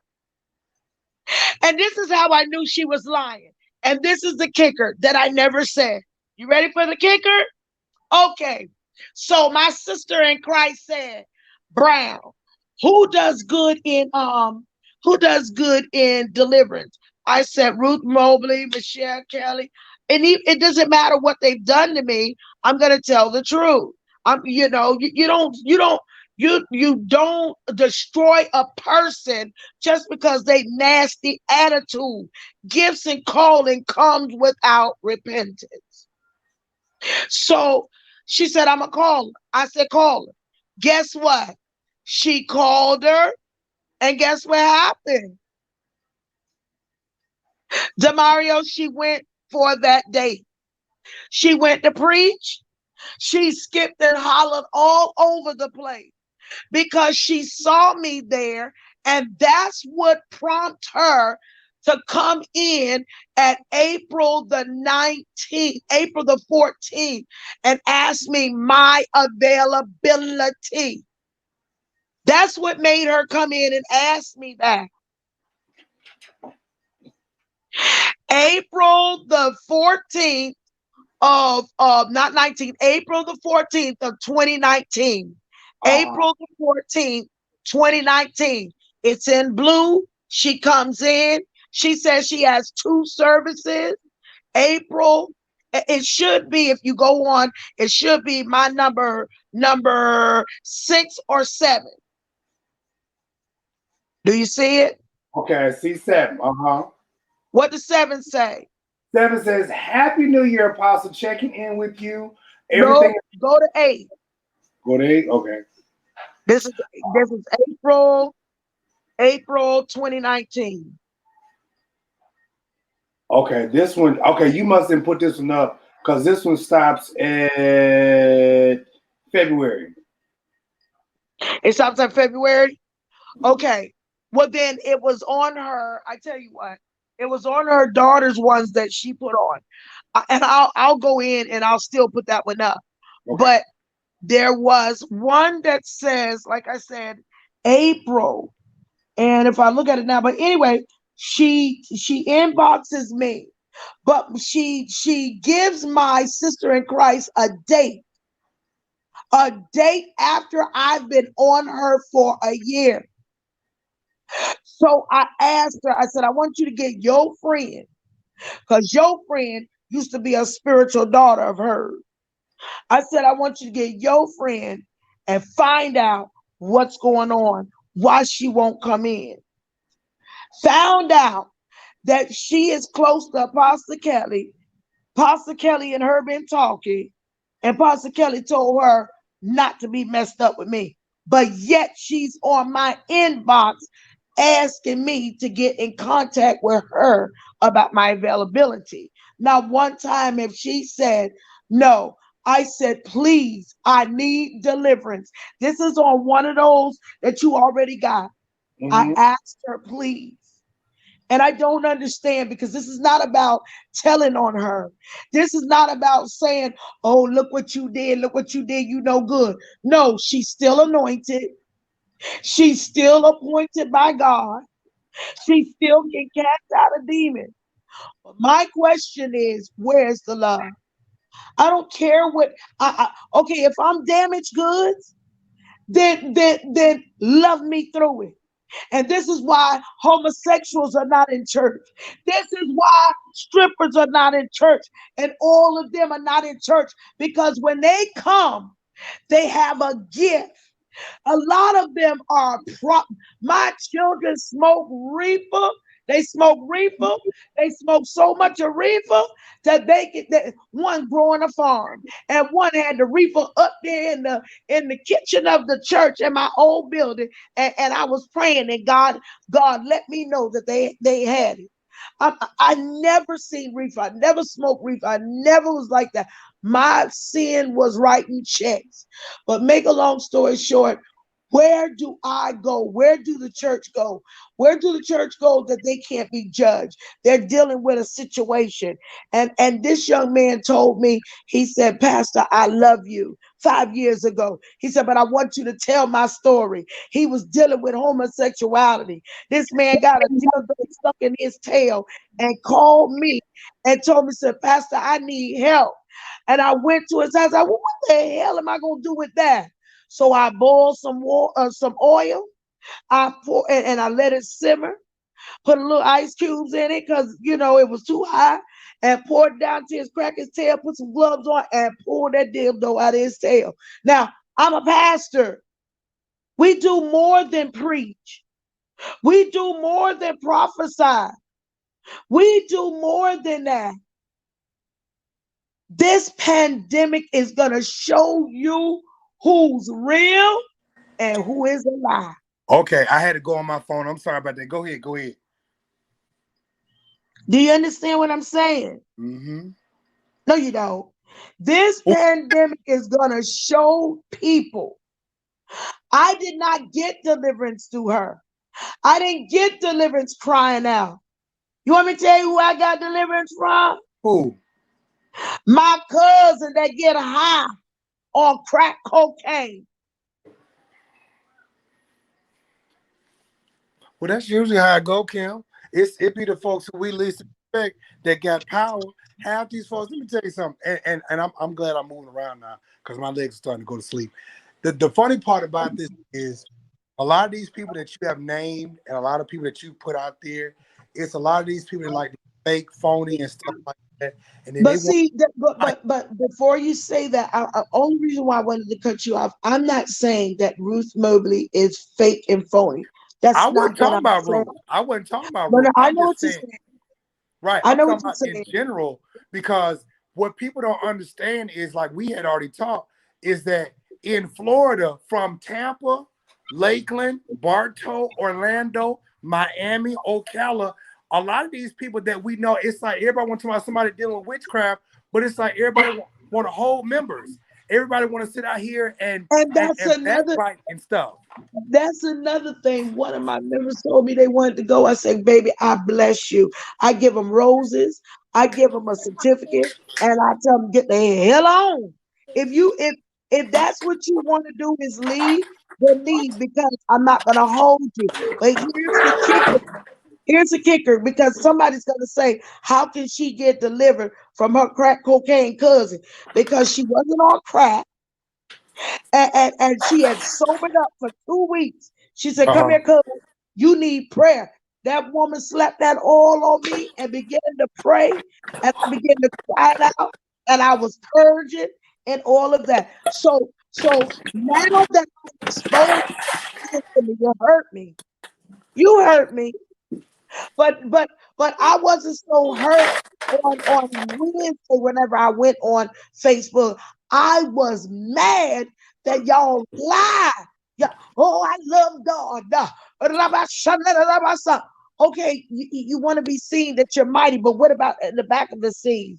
And so now that I don't expose you, you're gonna go on your page. You're gonna type my name. You didn't highlight my name, baby. You type my name and then you gonna pray for me. Baby, you should have prayed for me 2019. I was running a year. I let it become a year that I ran after Apostle Ruth Mobley instead of just telling me I don't want to come in. They said that this is going to happen. Now I'm ashamed to be around you. Now, since then, bring it to the end. Since then, I said some things about Terry Wings. I meant what I said. I'm not taking it back. We he was going around there letting people talk all kinds of crap in his ear, and I had to go on my inbox and show him that I gave him 4 different invitations for fellowship. And you right here talking about Kimberly Brown. Hold on, we got it straight. After a 2-hour meeting, 1 hour and a half meeting, we got it straight. We came to the conclusion we were going to squash. We repented to each other. I'm sorry that I hated you, and I'm sorry that you hurt me. I looked up to you. But, I'm grown now, and now, we have repented to each other. Everything is hunky-dory. Now, was there miscommunication or misunderstanding? There wasn't no misunderstanding. You know what you did to me. So basically, Kim, what's going on? You got a bunch of people that don't like each other, that's fighting each other, and these are supposed to be church leaders.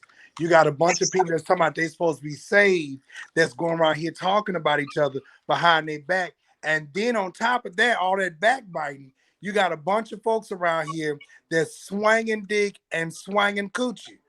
Okay, so that it just makes sense, because here it is. You got folks that just want to have sex in the church, and they mad because somebody else sharing the dingaling and the coochie. But see what happened? What happened, Kim, with your daughter? My daughter, Apostle Hendricks, 2013, quickly, 2013, I was going to do a revival. Apostle Hendricks was on the page. My daughter was in Hush Puppies or Hollywood. No, she Hollywood. Apostle Hendricks is in Hollywood making it rain. Kim, your mic is messed up. Move your hand off the mic. Okay, that's better. Can you hear me now? Yes. My daughter called me at the club. She says, Mom, the same man that you got on the flyers that you're having us to pass out during the day, he's down here making it rain. Telling us we were going to get saved. I said, well, where are you at? And if I'm not mistaken, it was Hollywood, because it was 2013. I went in and there's a see out mirror. And I went in and I seen him, and I went out and I told him, you would not be running that revival. So he begged me to please run the revival, because if I cancel the revival, that's the money that he needed for his house. That's the money he needed for his car. He was not going to be able to keep his house and car. I said, I don't care. You're not going to come in and rob the people of God. And you're up here in the booty club throwing money on my daughter's behind. So what I did was I removed him, and he spray painted my church. He What? put the parking lot. The neighbors called me and tell me that the church was and it was on Florida Avenue, like almost downtown. So and it was the one way. So when everybody came, they saw the white church spraying up, called me a humble pig, lesbian, all of that. So I ended up getting painted. I didn't see him no more, didn't hear nothing from him, literally. And another man of God was going to ask him to do a revival. The man of God called me, and I told him, I don't know about him, but this happened to me. The man of God told him. Now, So wait. So wait, Kim. So wait. You got all these pastors that's running around here. They too busy. Instead of preaching, they taking the money from the people, taking their money to the clubs. They taking the money from the people to pay their houses and their cars off. Ain't really got a word, but they just sit up here doing a bunch of stuff just to sit up here and pay for their little items and carrying on, and they going to the strip club. So what happened? My daughter, I told my daughter, I was up in the pulpit, I said, look, y'all better warn your kids, y'all better do this, do that. And I said, warn your kids that they do not be in the back or anywhere in the back of your house, or inside of a car, and being on the phone 2 or 3 o'clock in the morning like my daughter. Well, this man, I didn't realize that his daughter was going to my church. So she was listening to the tape recorder, of the church. This man decides that his cousin got out of prison. The day he got out of prison after being there 16 years, 2 days later, he goes in the back of the church and raped my daughter by Wait, pause. Say that one more time. gunpoint. I said, because the apostle lost his house, lost his car, he was in it for me.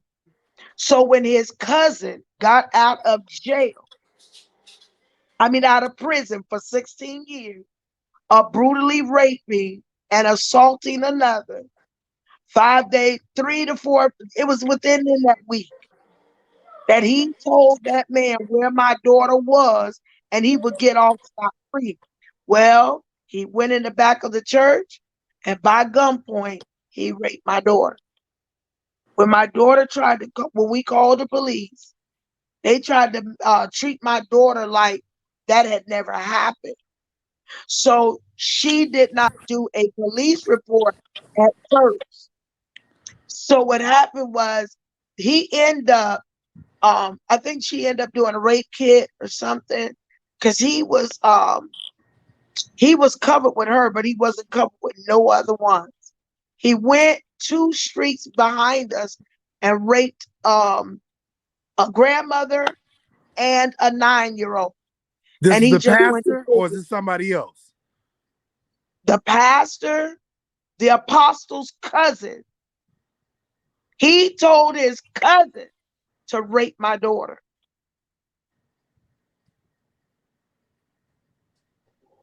Yeah. That was in 2015. Listen, fast forward, March 2019. He comes in the church just a big bowl like he ain't never did nothing. I'm having a revival. My apostle strikes friendship with him. He said he has nothing against you, Kim. I said, oh, yes, he do. The second night of the revival, I pulled up after coming out for work late. As I pulled up, he said as I pulled up, he said, Brown, I got something to talk to you about. I get out the car. I don't know what your problem is. And when Apostle Andre was preaching about cockroaches, I said fat ones. And I was not talking about you. I said, yes, you were. I said, because I was talking about you when I said, yeah, we got big ones. And I said, and I was talking about you, but you're not going to admit that you're talking about, but it's okay. I ain't got nothing against you. Cause if and he was, coming on up and getting mad and mad and mad. I said, I don't want nothing to do with you. You do whatever you want to do. Apostle Andre jumped out of his car and he stopped Apostle Hendricks from running up in my face like he continued to do. Okay. Next thing I know, my son calls me, Mama, Mama, Mama, come here. I'm coming. This boy done smoked some chimney up, some reefer on the grounds of the church. He said, Mama, I may be high, but I seen 7 girls got out and they said it's going down tonight. I said, boy, get in there and play them drums. So I'm in the back of my car, pulling my stuff out. All I hear is,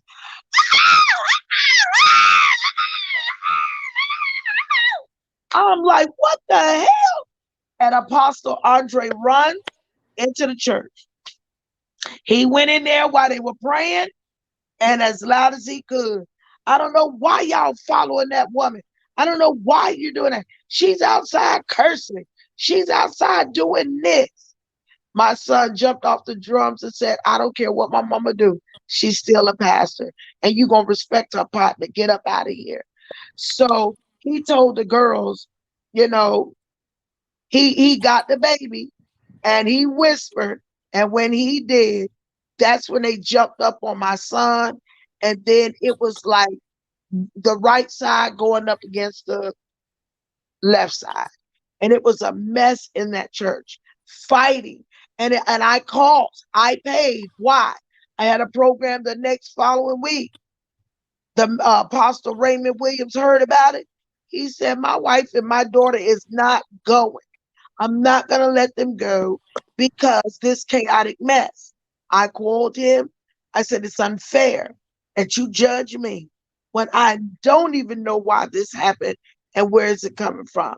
I know it's coming from somebody that I think I know, but this is wrong. What do you, I mean, this is wrong. So he looked into it, he looked at it. Well, I'll be there. But I had already taken his wife off the picture of Girl, I Got You. But he came and supported. Um, and his wife came to support it. So since all this fiasco of me getting on Facebook and saying it live, and I wanted the world to know, I wanted the people to know that y'all are jacked up. I'm jacked up without God. So, but why is it that we have to play certain things and be in the way? Why do you have to continue to lie on a pastor that loves you? So me and Kirby, you know, we made up. We go through things. Did I get mad at him? Yes, I did. That was the straw that broke the camel's back. But he's growing in the Lord. He's doing his own thing and doing it the best way. So I apologize. I repented to him. I didn't just apologize. I told him how he made me feel. It was wrong. It's like, oh, that's just Kim. No, I'm a prophetess and a pastor of God. And this is the first time I really came out on my character on all of them. Because I'm tired of your bougie lying ways that you think that you're better and you're no better. And so dealing with that with Kirby and I, we came together, we repented, you know, me and Apostle Terry Weems, the difference between Kirby and Apostle Terry Weems, Apostle Kirby admits his wrong. You Mhm. can apologize to somebody, but you're gonna have to tell them what you did. It's not a reminder that they need to know. But you done So, hurt the person. so with all this question, with all this, because you was like the other day, you was just really giving a lot of names and going in on a lot of people, and people really don't understand that this is a snowball of a lot of things that have gone on. And so, like I was telling even my mom's ex-husband, because he was on live, like I was telling him, I said, people are on here telling her to be quiet and everything, and people really don't understand because it was like, oh, she's having a mental breakdown, she's manic, she's Mental. depressed. Hold on. And I said, Kim is only telling the situations and things that she's gone through and that's happened here in the Central Florida region and area. And I remember even like Yeah. how you brought up my mom's name and my auntie's name. And then when you called me after the 4-hour live, and you was like, you don't remember me, do you? And I was like, mm-mm. And you was like, my family went to your church. And I was like, huh? And you told me who your mom was. You told me who your two brothers and stuff was. I was like, oh. But then what got me was when you said I worked on your aunt's case. And I see, was the people don't understand. investigator. You was the investigator for my aunt. See, you saw, Mhm. not only did you see all this mess, but you was a part of something that really happened. And so a lot of people like to talk a lot of stuff, but at the end of the day, there's always a reason why we come out and we pop off. Because Right. when you have experienced the stuff that you have experienced in ministry, you come out and you get tired of people doing you wrong. Now, I'm only bringing this up because I need people to understand how this thing coming full circle. And then we're going to get back to this church foolishness. You said you was the investigator for my in my aunt's case. And you had said that the judge was finna let my aunt and my mother go. But because my mom had opened another business, not that they did anything wrong, but they opened another business, the They judge opened got another mad. business. The judge, Right, because James Dominique had told your mother and your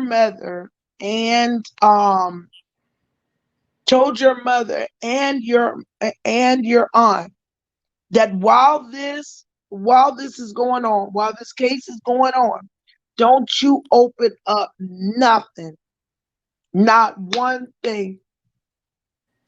And your mom was looking for the money because the money was running low with the with the lawyer and all of that.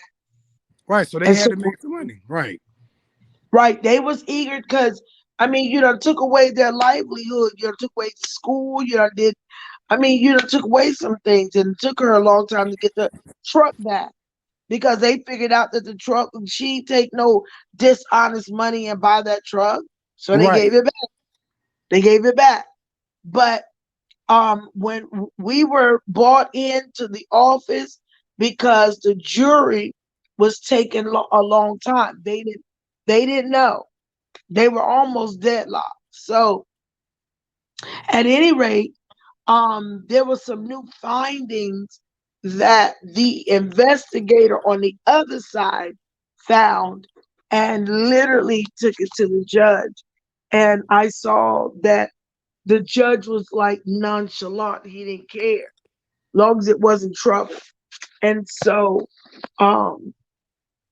the judge, excuse me, the judge told your mom and your aunt, it has been brought to my attention that you opened up another business and you're in here getting in trouble about a business. Mhm. So it wasn't anything that did So wrong. It was just the fact they opened up a business. because they opened up a business, they didn't do no criminal activity or no nothing. Um, they didn't want them to open up a business with another one running, and that's what got them in trouble in the first place. Is So under opening up everything at once. so I just want, and then so they had gave James Dominic an ultimatum, is what you said, because I'm finna bring all this together. Yes, they did. Yes, they did. Okay. James Dominique forgot to turn evidence in the status case, preliminary. He did not give it over. It was something very incriminating to your aunt, and James would not give it over. And so, what he was going to do was make me hold on it. But nevertheless, that young lady that was kind of saying, you know, you're not going to remember. So let me leave that alone. But you have to understand that that judge um what's her name? Betty knew she was home. She knew it. They had knew it, and oh my God, when your mother did that, everybody was happy. Everybody was happy that they were free, that they were, you know, big understanding, all of this. And you end up not having nothing because you end up having nothing because you decided to open it up. And she was forewarned. Don't open up anything. Don't Makes do sense. it. So basically, and then all of this is just it like it pours over to you because it's like you were there helping in a ministry, and then now you're in Tampa doing ministry, and it's like you feel like people are not there. People are trying to judge you. People are going around. And so the reason why I brought that up is because one, that was the important part of of what happened in our life. And then the fact that you're dealing with this now in 2020, and it's all a conglomerate of a snowball of what you've seen in ministry, and what you've had to deal with is a bunch of men who are sexually frustrated or who are sexually active, and they're doing all kind of stuff, and then they want to stand up and speak in tongues, but they want to hold people at gunpoint. They want to stick dildos in their ass and carrying on, and then they want to get up and tell you what you can and cannot do, but they out here acting in sexually frustrated manners. Exactly. Okay. Exactly. That's the bottom line. Mhm. Okay, because like it at the end of the day, because like you were saying about what made you go off was all of this stuff with your meetings, and then you got the light bill, you got the water, you got people that left the water running, then your friends and stuff are acting crazy, then you got folks that sitting around here talking and doing all type of stupid stuff. I would go off too. Literally, I would go off too, and people really don't understand that at some point you get tired of all the foolishness, especially in ministry. You said this very exact thing. You said this is the reason why people don't want to come to church, is because of all of the foolishness. I wouldn't come either. I wouldn't come either if I'm knowing that my preacher, my bishop, my pastor is out here doing the shenanigans, but yet and still you up in the pulpit doing all the fool. I wouldn't want to come either if I know that the pastor or the bishop is out here getting his dingling sucked in the back by the preacher, and then you want to come out and preach to me, you got dick on your breath. And I mean, I can call some names too, but I just feel like at the end of the day, it's like, because I remember when Eric Lloyd, he was running around here and running around Lakeland and all this other stuff, fucking the little boys and stuff in the church, and then acting like he wanted the women, but he didn't. He wanted the boys. Yeah, he sure did. So I mean, I'm just like, I'm like, at the end of the day, it's like you got to look at these people with side eyes and be looking upside their head like, But see, when a person like me, I'm sitting up here telling another person what happened. I'm telling them, and I don't want to destroy um um what's her name? Ruth Mobley name. But that was such a shock to me. That wasn't her. It was a shock. And then it was like, oh my God, I can't believe it. Because the Bible talks about it's best for a camel to go in the eye of a needle. Because scarcely the righteous shall make it in. mm-hmm. I mean, it's so much. Seriously, it's like ever since I went on Facebook.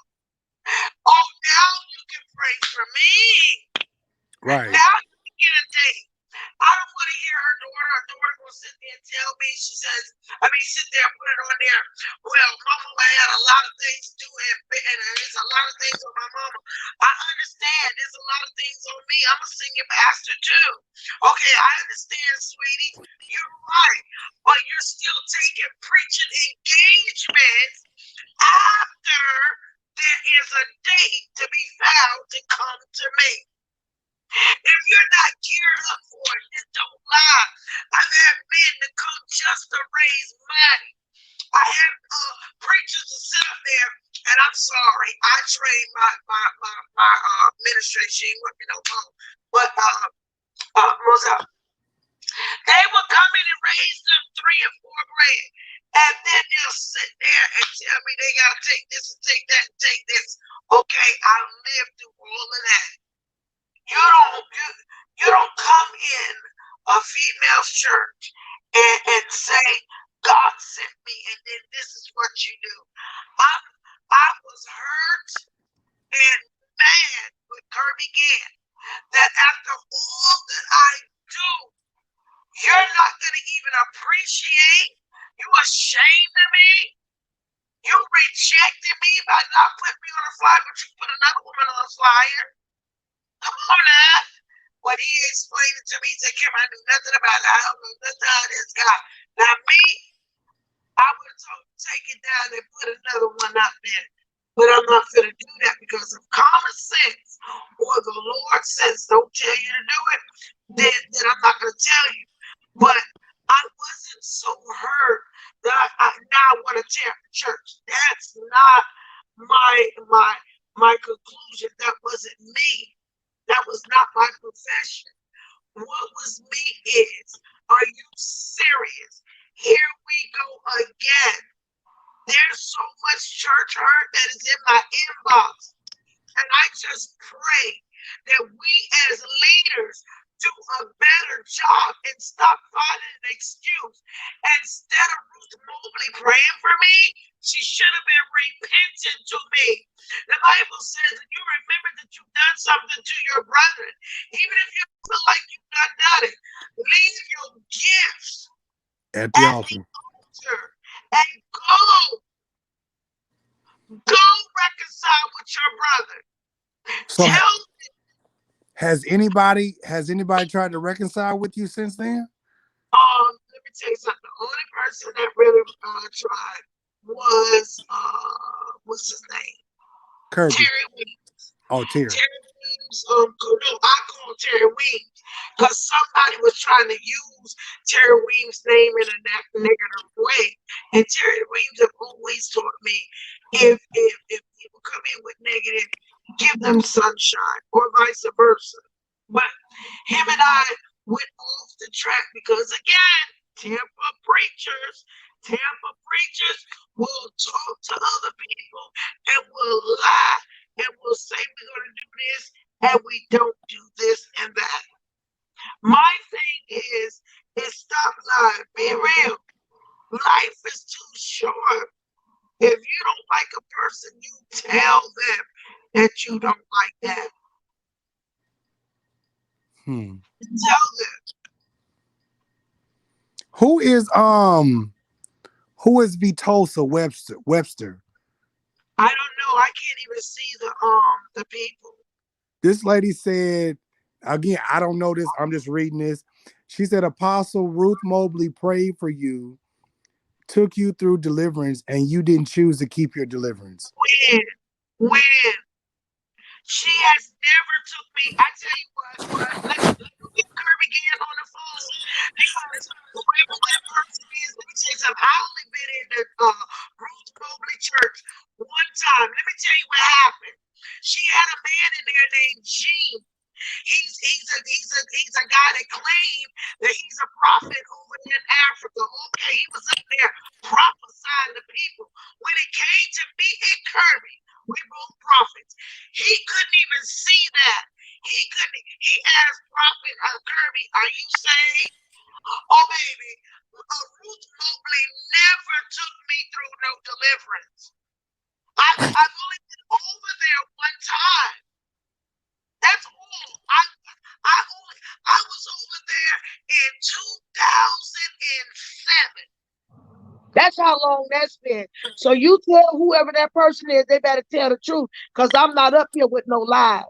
I'm not going to lie. That's number one because she is a woman of God. The Bible said, touch not my anointed, do my prophet no harm. But let me tell you this. Her daughter had a nerve to say to me, couldn't you handle it a different way? Demario, this is how I handle it. What do Matthew 18, chapter 15, verse 17? It said, go to your brother. I went and went and went. You even saw the tape. Went and went and went and went. You too, you act like you high and mighty, but you prayed yesterday. Why didn't you call me? Come on, Demario, answer that question. How you gonna put my name up there, but you don't highlight it? Come on, Demario. Why would you put the prayer? You said the prayers for Kimberly Brown. How did I know about it? You ain't gonna say that. Okay, got your tongue. But Ken, here's the thing. Here's the thing. A lot of people want to be seen praying for you. A lot of people, because even on that live, everybody said, oh, you need to take this down. Stop, pray. Here's the thing about church folks. I'm gonna make this short. The church people, they want to be seen doing the work, but it's not about being seen. It's about doing the work. And whether or not somebody see you doing the work or not, you got to do the work. At the end of the day, like all these folks want to be seen doing something. And if you want to go Bible scriptures, Jesus never cared about nobody seeing him do anything. He just did the work. And see, my thing is this right here. Why it's some folks in here coming in the comments talking about all Kim lying, Kim lying. Let me tell y'all something. No, Because I'm not. let me tell you something. I didn't preach, I didn't pastor, I didn't done all this stuff. But at the end of the day, y'all nothing ass Negroes want to come on here and talk about Kim lying. Let me tell you something. At the end of the day, y'all around here doing the fuck shit in the church. And don't nobody want to come no more. Y'all want to bring people back to the church, but y'all want to bring people back to church for what? For money. Fuck their souls. Fuck their lives. Y'all want to sit up out here. Y'all are worried about money. Y'all not worried about But souls. see, but see here, this is what I want to say. If I was lying, the comments that her daughter put up on my page, it shows that her and her mother and I was corresponding. The post that I put up on my page, it was corresponding some of the text. Now I can show it on. It shows that I'm coming out to you. I'm crying out to you. You know why? Let me tell you why. Let me tell you why I needed deliverance. Let me tell you what was going on with me. At the time, my son would put stuff, you know how you pay for your stuff at Walmart, and you may have left something in the basket. I'm a type of person, take it back. I don't want to steal. My mama said, you steal. If you lie, you'll steal. If you steal, you'll kill. Okay. So I'm sitting up here. I needed something so bad. I didn't have no money. I didn't pray. My pride was up on me. I didn't even ask. I didn't even ask no one. I end up stealing some pads. I said it. I stole some pads. I remember when I did it, it was May the 27th of 2018. And when I stole that, then when stuff be left in the basket, I don't let my son take it back. So now of me starting to steal on May the 27th of 2018, I began to, it was a hunger then. So then now I got $20. I'm getting some stuff. But then I put some shampoo over there and knowing for my son and take my purse and hide it on the side. And so now I'm stealing out of the store. I'm stealing out of Walmart because it began to be hard for me. It's no excuse, but that's me. I did that. I stood before my church. Did nobody catch me? I was praying and praying. And this is something that I did. God, I'm not making enough money. I'm not doing this. I'm not doing that. I'm stealing stuff that my son need at Walmart or I need at Walmart. So I called a Ruth Mobley and I told her. I exposed it. I told her, I said, I need deliverance. I she said, what do you, I said, I'm gonna stand before the church. She said, no, don't do that. She told me, don't do that at first. I stood before my church and I asked them to forgive me because this is what I've done. And now I'm like, because if you can steal again, you have to lie to steal it. So listen, uh, uh 6 months gone by, my cousin, she said, come here, cuz I see that spirit in you. I said, what spirit in me? You high? She said, you been stealing. She said, and you're lying, and God want to use you, baby. God want to use you. My cousin grabbed me, pulled me, and I mean slapping all, you know, family, slapping all and everything. And I gave up. To this day, I have not stole no more. I see. Where does the church go? I'm still gonna say that. I don't care of my daughter. You know why I took them comments down? Because it would have been a war. Because when you come after me, I got family and I got daughters too. 28, 29, 27. They don't play about their mama. But they also are taught, don't you hold me up in my wrong. And see, they get mad because it's Ruth Mobley, and Ruth Mobley is lovable. I haven't said nothing about that woman's character. I haven't said nothing. The only thing I said is she lied, and all she had to do was to tell me the truth. Even though, oh, she was busy. My friend, I tricked Ruth Mobley and had my friend to ask for a preaching date, and she got it from Ruth Mobley. And when I sat in the chair, then Ruth Mobley gonna tell me April the 14th of 2019, she came in and told me, call me and give me your availability. I have the text.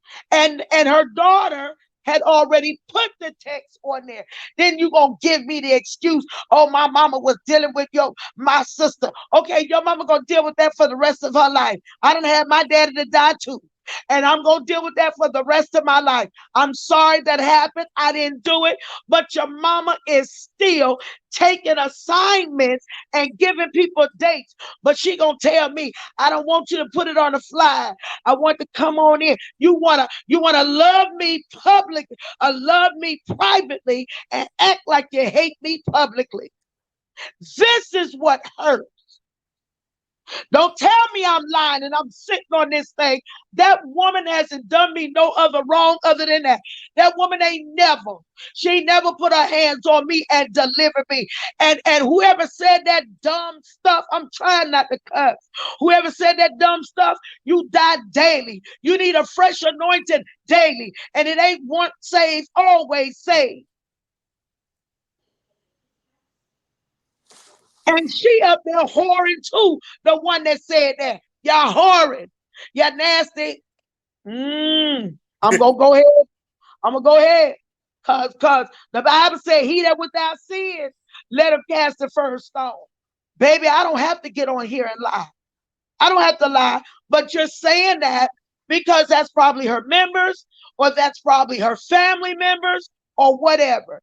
If my daughter seen me getting attacked, she gonna say something until she finds out, what, am I guilty? Right. No, read them and see if she's guilty. I'm not talking against her character. I'm not saying that she is fake. I'm not saying she's a witch. She's a lovely woman. She's a mother.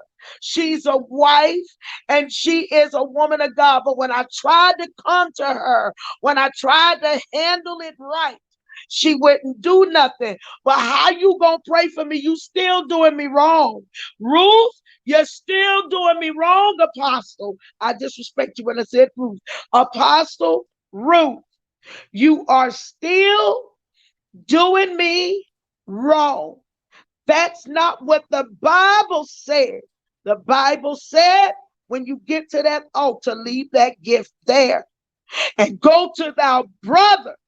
So, Kim, why is it people that, here's my thing, and you told me to give you 2 hours. Here's my thing, Kim. If these folks are so saved, if they so saved, why can't, and if they feel, and here's the thing, you feel that they have done wrong, why haven't they said anything to you? And why haven't they, you know what, my sister Kim, you know what, Pastor Kim, Prophetess Kim, listen, if I did you wrong, please forgive me. Nobody's done this. But see, the thing about it is... Yes, they have. I admire Terry Weems. Terry Weems came to me. Oh, yes, he did. Oh, yes, he did yesterday. Terry Weems, and me and Terry Weems pie that thing out. We piled it out for 1 hour and 30 minutes. And Terry Weems and I realized the root of the situation happened way when he was covering me, and then it trickled on down through the years. He repented.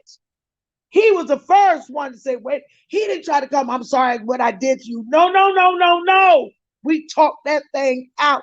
It wasn't easy at first. No, it wasn't. But he humbled himself, and I humbled myself, and we came together. And that man got it right. I got it right. But Ruth Mobley, she act like she high and mighty. She don't do no wrong. To me, she act like that. Now, she may not act like that to nobody else. Beside that, she's normally a good woman, a wife, apostle, or whatever. I'm hurt because she could have told me. Just tell me. Don't tell me to go, or like a daughter said, oh, go pray to God yourself. Demario, all she had to do, sweetheart, is tell me, Prophetess Brown, I can't do it. I can't do it. Why lead me on? Why juggle me like a nigga dating a girl and you know you don't love her? You know it. And you ripping and running around. You know why? Because when your preachers come over to Brown, I make sure you got a good offering. Now, when Pastor Pinkett came, I had to make sure he had a good offer because we had too many people there. It was almost about the pandemic, but that man preached. Pastor Elvis Pinkett, yeah, he preached. But what I'm saying, and when I say preach, I'm not talking about with all that. No, I'm talking about laying hands. I'm talking about speaking into people's lives. Demario, it's a shame. We preachers are bleeding while we're leading. Bishop Jake said it right. I'm still going to say, you know, I got an alt against you. I'm trying to come to you, but you won't respond, Ruth. Why would you pray for me, baby, and then highlight my name? Huh? And then your daughter gonna sit there and tell me something. Well, my man, and if you need somebody to pray, then go to the Lord and pray. You right, but I already do that. But your mom is a liar. Work with that lying demon. Preachers don't want to see their self. They prideful. Most Caribbean people are anyway, especially Bahamians. Because my son Bahamian with his prideful self. God got to knock that pride out of that half booty cheek. And then on the other half of the booty cheek, then he got to knock that lying demon out of you. Because when you got pride, you lie. You lie and say, how I know you got a lying demon? Because you sit up and say, I ain't got no pride. I ain't got no pride. Because you blind. You blind, baby. Your discernment is off. But it's okay. Because guess what? My thing was to call out these preachers. You know why? Brother Demario, when we get off this show, I'm going to give you 3 people's names. And you'll see that Apostle Kelly destroyed them. They're preaching. They don't want to go to church. That usually happens, like the major people in the city or whatever. They'll But sit. wait a minute. If that happens, I'm the person that is crying in the wilderness. Stop it. If you done hurt me and I'm tough, you done hurt somebody else. Stop it. If I don't give you those names, I give you $300. I'm gonna prove it to you. You know, I know these folks in the city now. I done hurt some people as a pastor. I done did all I can. And one thing I did, they left. And I had to go. The Bible said leave the 99 and go. But everybody want to be seen. Oh, you got your hair down, your booty crack. You got your fake silicone titties and you got your snatchy body because you got the waist trainer on. It's okay. It's fine. But guess what? You're going to be wearing a waist trainer in hell. We leaders, where do we go? Where is there a leader that say, all you leaders? I'm not talking about the members. Come on, Demario. What revival, what conference, what something that somebody got for hurting leaders to come on? I was half asleep this morning when that young lady, I wished I knew how to invite her in. Who? That Apostle Michelle Kelly stripped that woman. That woman feel like Apostle Kelly put roots on her. I said, baby, if they put roots on you, God has to allow it. See, God allowed Ruth Mobley to do me the way she did. I'm not mad at Ruth Mobley. I'm not angry at her.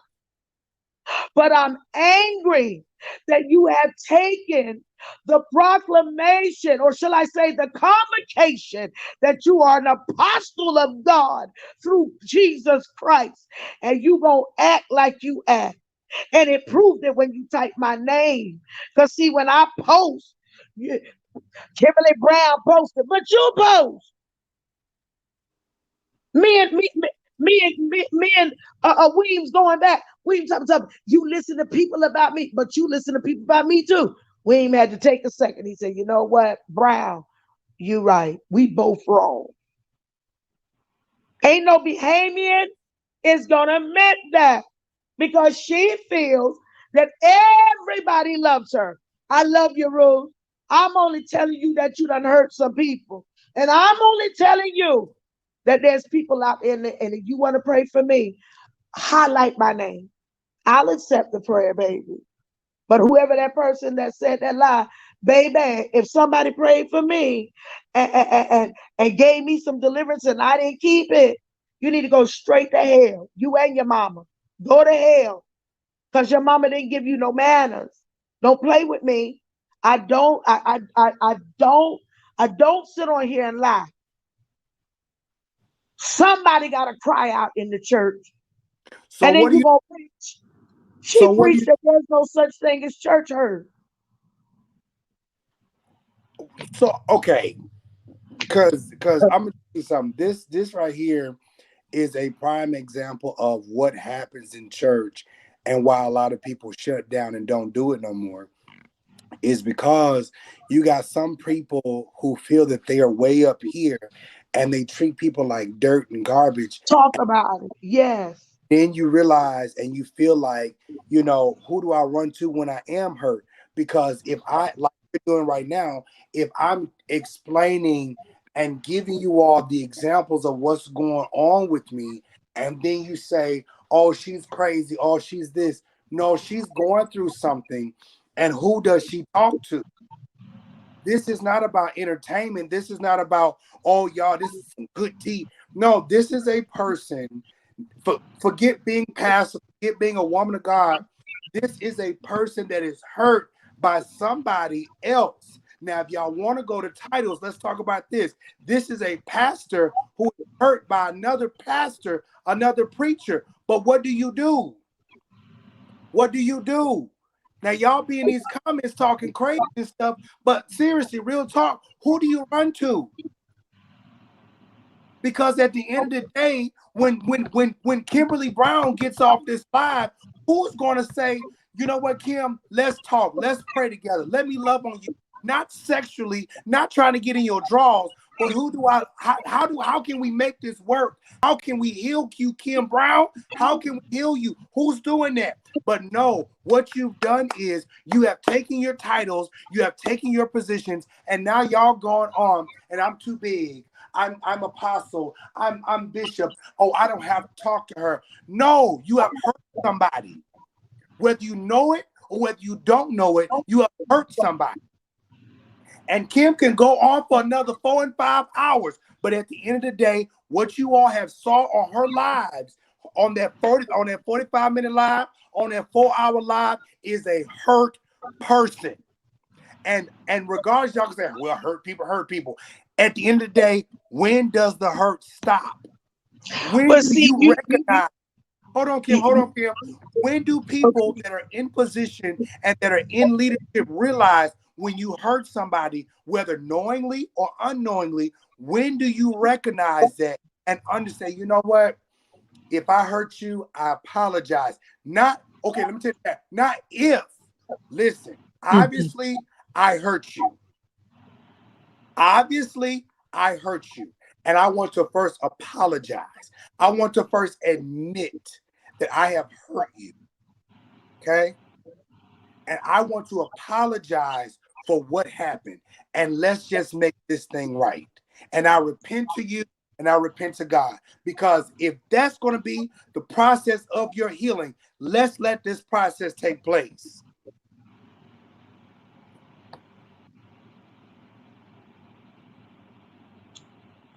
can I say something right there? Go ahead. Now, I may get picked out with this, and it's okay.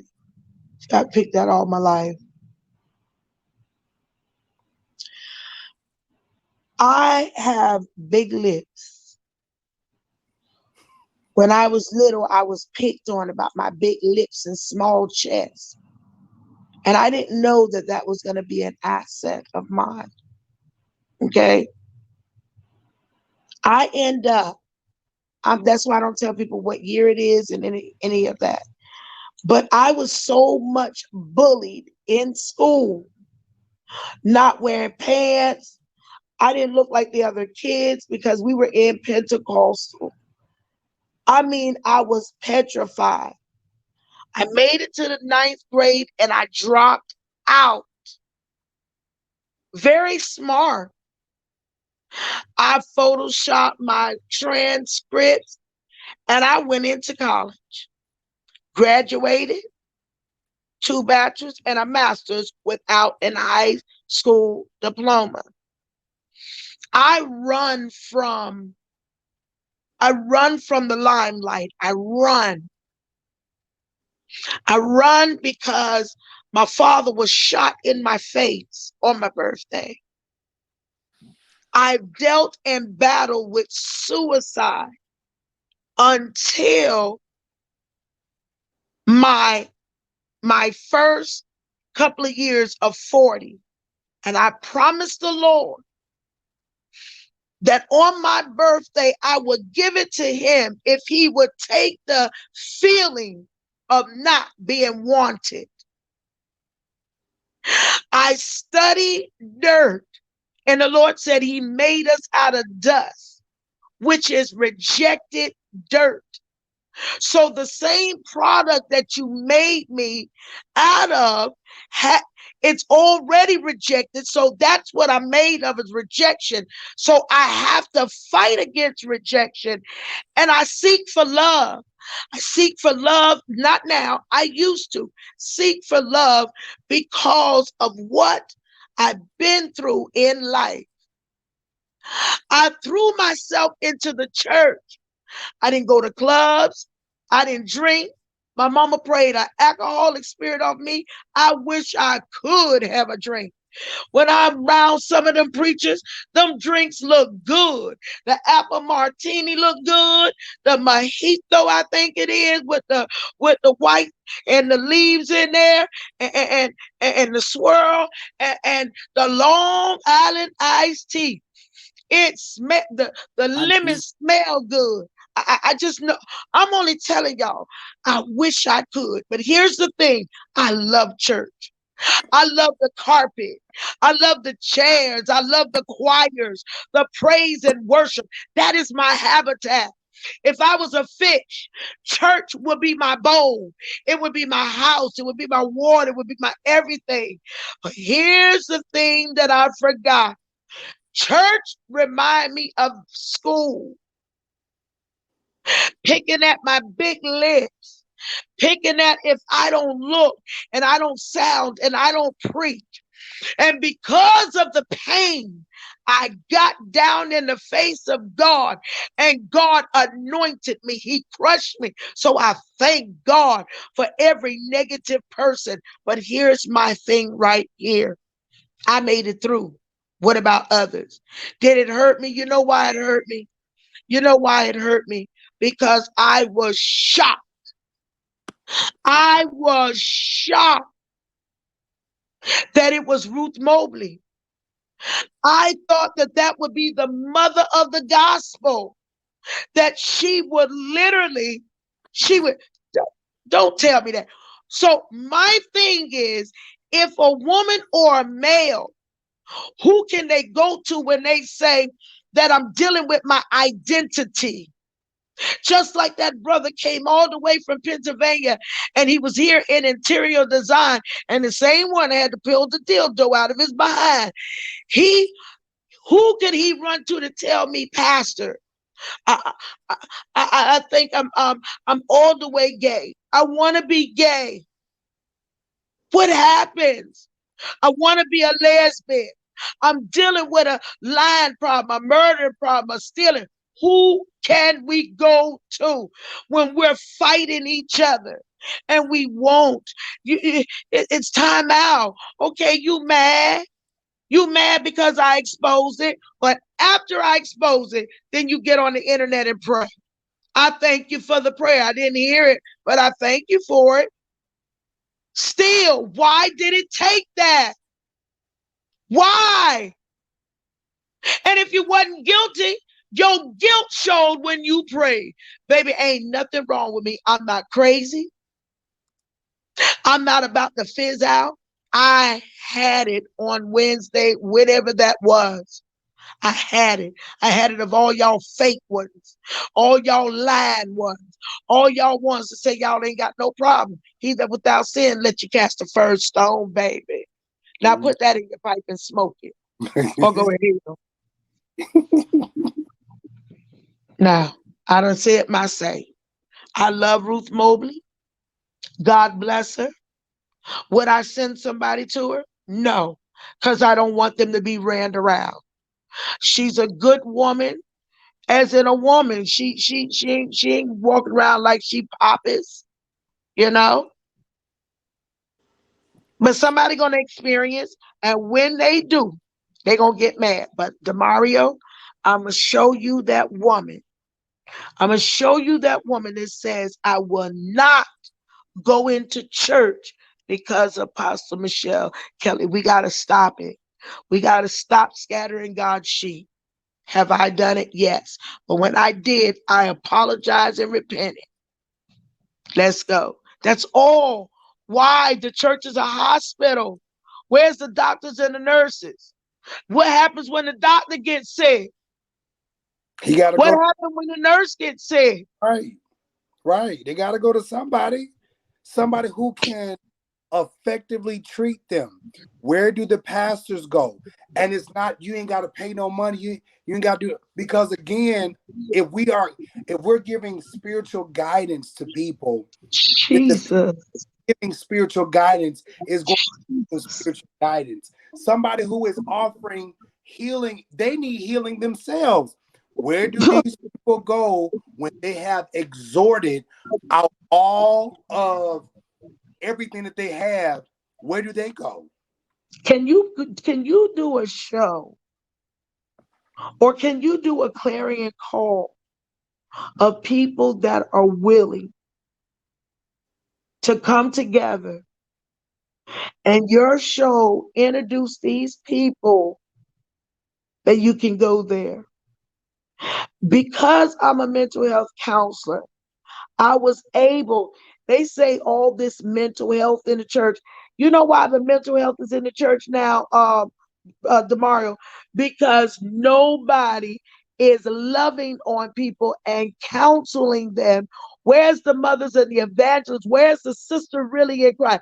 Baby, I got all day. Come and talk to me.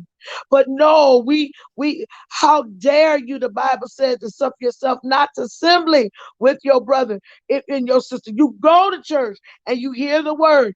Okay, it may not penetrate, but your sister right there can talk to you and pray with you and say, girl, I got you. All we need is, girl, I got you. And actually have them. Exactly. So any woman that is on this, I don't see no comments. I don't know if I'm not supposed to. There are comments there. I don't see it. So am I not supposed to see it? No, at the bottom of your screen, you'll Mhm. see how do you see it? You'll see comments. Yeah, I see chat. Chat, and then right on the side you'll see comments. It just empty on mine, but it's okay. I don't have to see them because I don't. I see a gray, big old square. But I'm gonna say this. I thank God that I was able to analyze myself. Only the hurt that I got is I really, I yearn. I don't want one. I don't. I yearn for a mother. I yearn for a spiritual mother. I yearn for that acceptance. I yearn that I can be under them because as me being a mother, I get tired as well. But Brother Demario, we need some people that is willing. Mental health is heavy in the church because there's no one that is willing to bring their body as a sacrifice to give someone else a chance to be free. Just let them get it out. Right. Can we do that? Can you call a clarion call for people that are willing in the Bay Area? We can talk about the problem all day long, but what is the solution of the situation? Um, I think that would be something good because honestly, there are some pastors out here and church leaders who are in the very situation that you're in. They're like, who do I talk to when I'm hurt? Because Right. honestly, I want to be able to talk to somebody and my business not be in the street. Whatever it may be, I want to be able to talk to somebody before I end up doing something stupid, before I end up cheating on my wife, before I end up on my. I want to be able to have this conversation and to be able to talk, but I'm scared to. Now that's another one right there. I'm scared to talk. Mm. I know you are because when I reached out to you, it took you about 5 days It just did. to answer. It did because I thought because Whew. you got to me because in the beginning, and this is how I didn't realize it was. I typed in the chat. I said, "It's funny how you're in my inbox checking me about other leaders, but here you are venting." And then when you and I finally talked, I realized I didn't know you. But then what's funny is you came into the knowledge of who I was because I had did that story on Peter Nichols. But see, what made me do that, to be honest, I have never, and I'm going to try not to cry. Good God. I have never seen two women to stand in the fire, such as Apostle Jeanette and Pastor Betty Mitchell. The way they did them women, it was wrong. The way the members did, it was wrong. It was wrong. When I tell you, Pastor Betty Mitchell didn't really feel comfortable at first with Dominic, and she looked at Dominic in his face and said, "There's something you doing wrong." Oh yeah, yeah. I was in there, and my thing is you can do you try to hang on to see what's gonna happen. That's what her crew did. To see what happened. I got on my mom, my brother, why'd you leave her? Did you ever give her money throughout the years?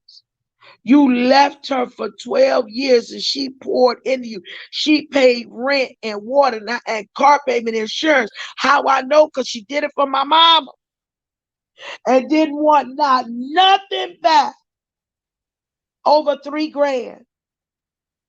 But what she did is she began to set things up in the church for that and begin to set prayer up in the church. Because if she wasn't there, her usher can pray for somebody to walk through the door. That's all I'm saying. How and need to get this thing. I've never, ever, ever, ever, and I never want to do it. I never want to get hurt like Apostle Jeanette and Pastor Betty Mitchell. Those women were hurt. They were hurt. How they, oh God. And it's like nobody believes you. Nobody believed them. And the finances they gave. And I'm gonna tell you something. That judge said it. And David asked me, how can you get it fixed? And I said, I don't know. It's going to take Pastor Betty Mitchell. That judge said they did. It wasn't that they did anything wrong. Did you see how the state kept on trying to find something? It was always something, Demario. It's like, and when you hear what they brought up, it sounds so stupid.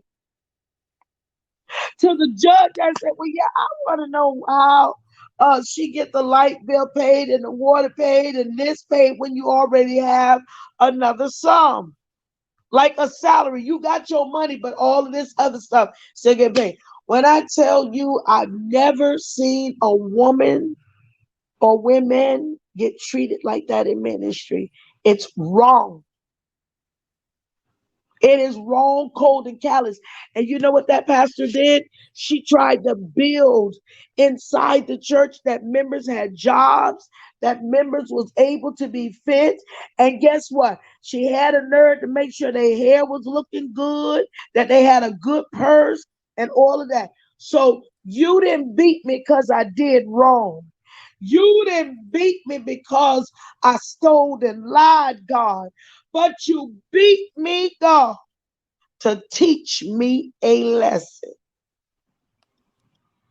Lesson well learned, Apostle Ruth Mobley.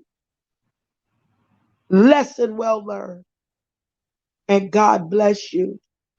I mean this. Demario, we need people. God didn't just bring us like this. Without people, who can it be? If you can stay on that, I'll help you or whatever. We need about a good 20 people, like in somebody's city or whoever comes on this feed. It needs to be where a leader can come and say, I'm gay, or I'm wrestling with my sexuality, or I've been stealing, or this. No, you too busy trying to have some sex. I mean, Kim, and because I'm already late for my next show. If I do have my next, but I want to do that. I really want to do that. If people can be honest with themselves, I've already I got counselors. I got people that can talk to them. I got folks who are not in church. But it's like if people really want to be honest about things, we can make this thing work. Because honestly, Kim, people are hurting in the church. They are Yes, hurting they are. in the church, and nobody wants to be real. Nobody wants Nope. to be honest. And you know what? To be honest, if somebody says, you know what, Josh, I just really want some sex, and I just haven't had sex, and I'm so frustrated. Hey, that's not Uh, pray about. It's a reality. You know what I'm saying? It's a reality. prayer, sex on line one, on aisle one, condoms on aisle two, and KY jelly on aisle three, and the man on aisle four, going aisle four. Listen, you know what, Kim? Let's work on that. I'm not saying that just because I would love to work on that. I want to do that. I want to get people together to have that conversation. In Mm-hmm. order for people to be able to heal, we need to have that conversation, able to work together in how we can be able to help each other heal and help each other process and move forward. Um, let's do that. Okay. Um, and I really do mean that. And you and I, we can connect.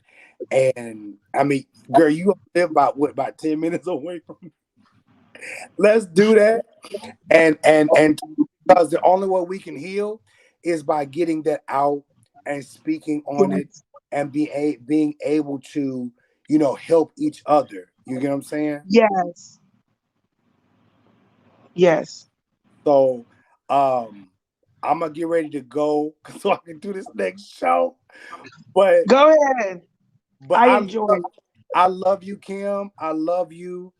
And I'm not saying that just because I really appreciate you, because even after you did your live and we talked, there were some things that I found out that I did not know because Right. people wanted to keep everything on the hush hush. You get what I'm saying? People wanted to keep things silent and quiet. And you do more damage by being quiet than by being Yes. speaking truth to power. And You I sure appreciate do. for being open about things and saying what you said and being honest, especially to me. You get what I'm saying? Because Not only did your live help me, and even talking helped me, it helped me to be able to heal in some areas of my own personal, and I was able to have some peace within some things. And people don't realize this, but it's amazing how God brings things in full circle, because you were a very key person in a situation, and that Yeah. right there, that helped me. I was able to be like, Amen. my spirit said. So let's do this. I don't know if you want to do it next week, or whatever, but let's figure out a date. And if you Okay, we can do that. got some people, and let's all come together, and let's talk this thing out. Yes, sir. We'll do that. How about that? That works for me. I love you, Kim. Anything you I want love to you too. tell off? So I said anything you want to tell the people before we get off? all I want to say is I love Kirby Gant. That's my best friend. I thank God for I thank God for what's his name? Terry Weems. I thank God for everything that has happened to me and that is still happening. And I still love Ruth Mobley. I love him. That was just a day that I let every preacher know God gonna get you and me too. So keep smiling, peace out, and BLM. All right, I love you, Kim. Love you too, boo. All right. Bye.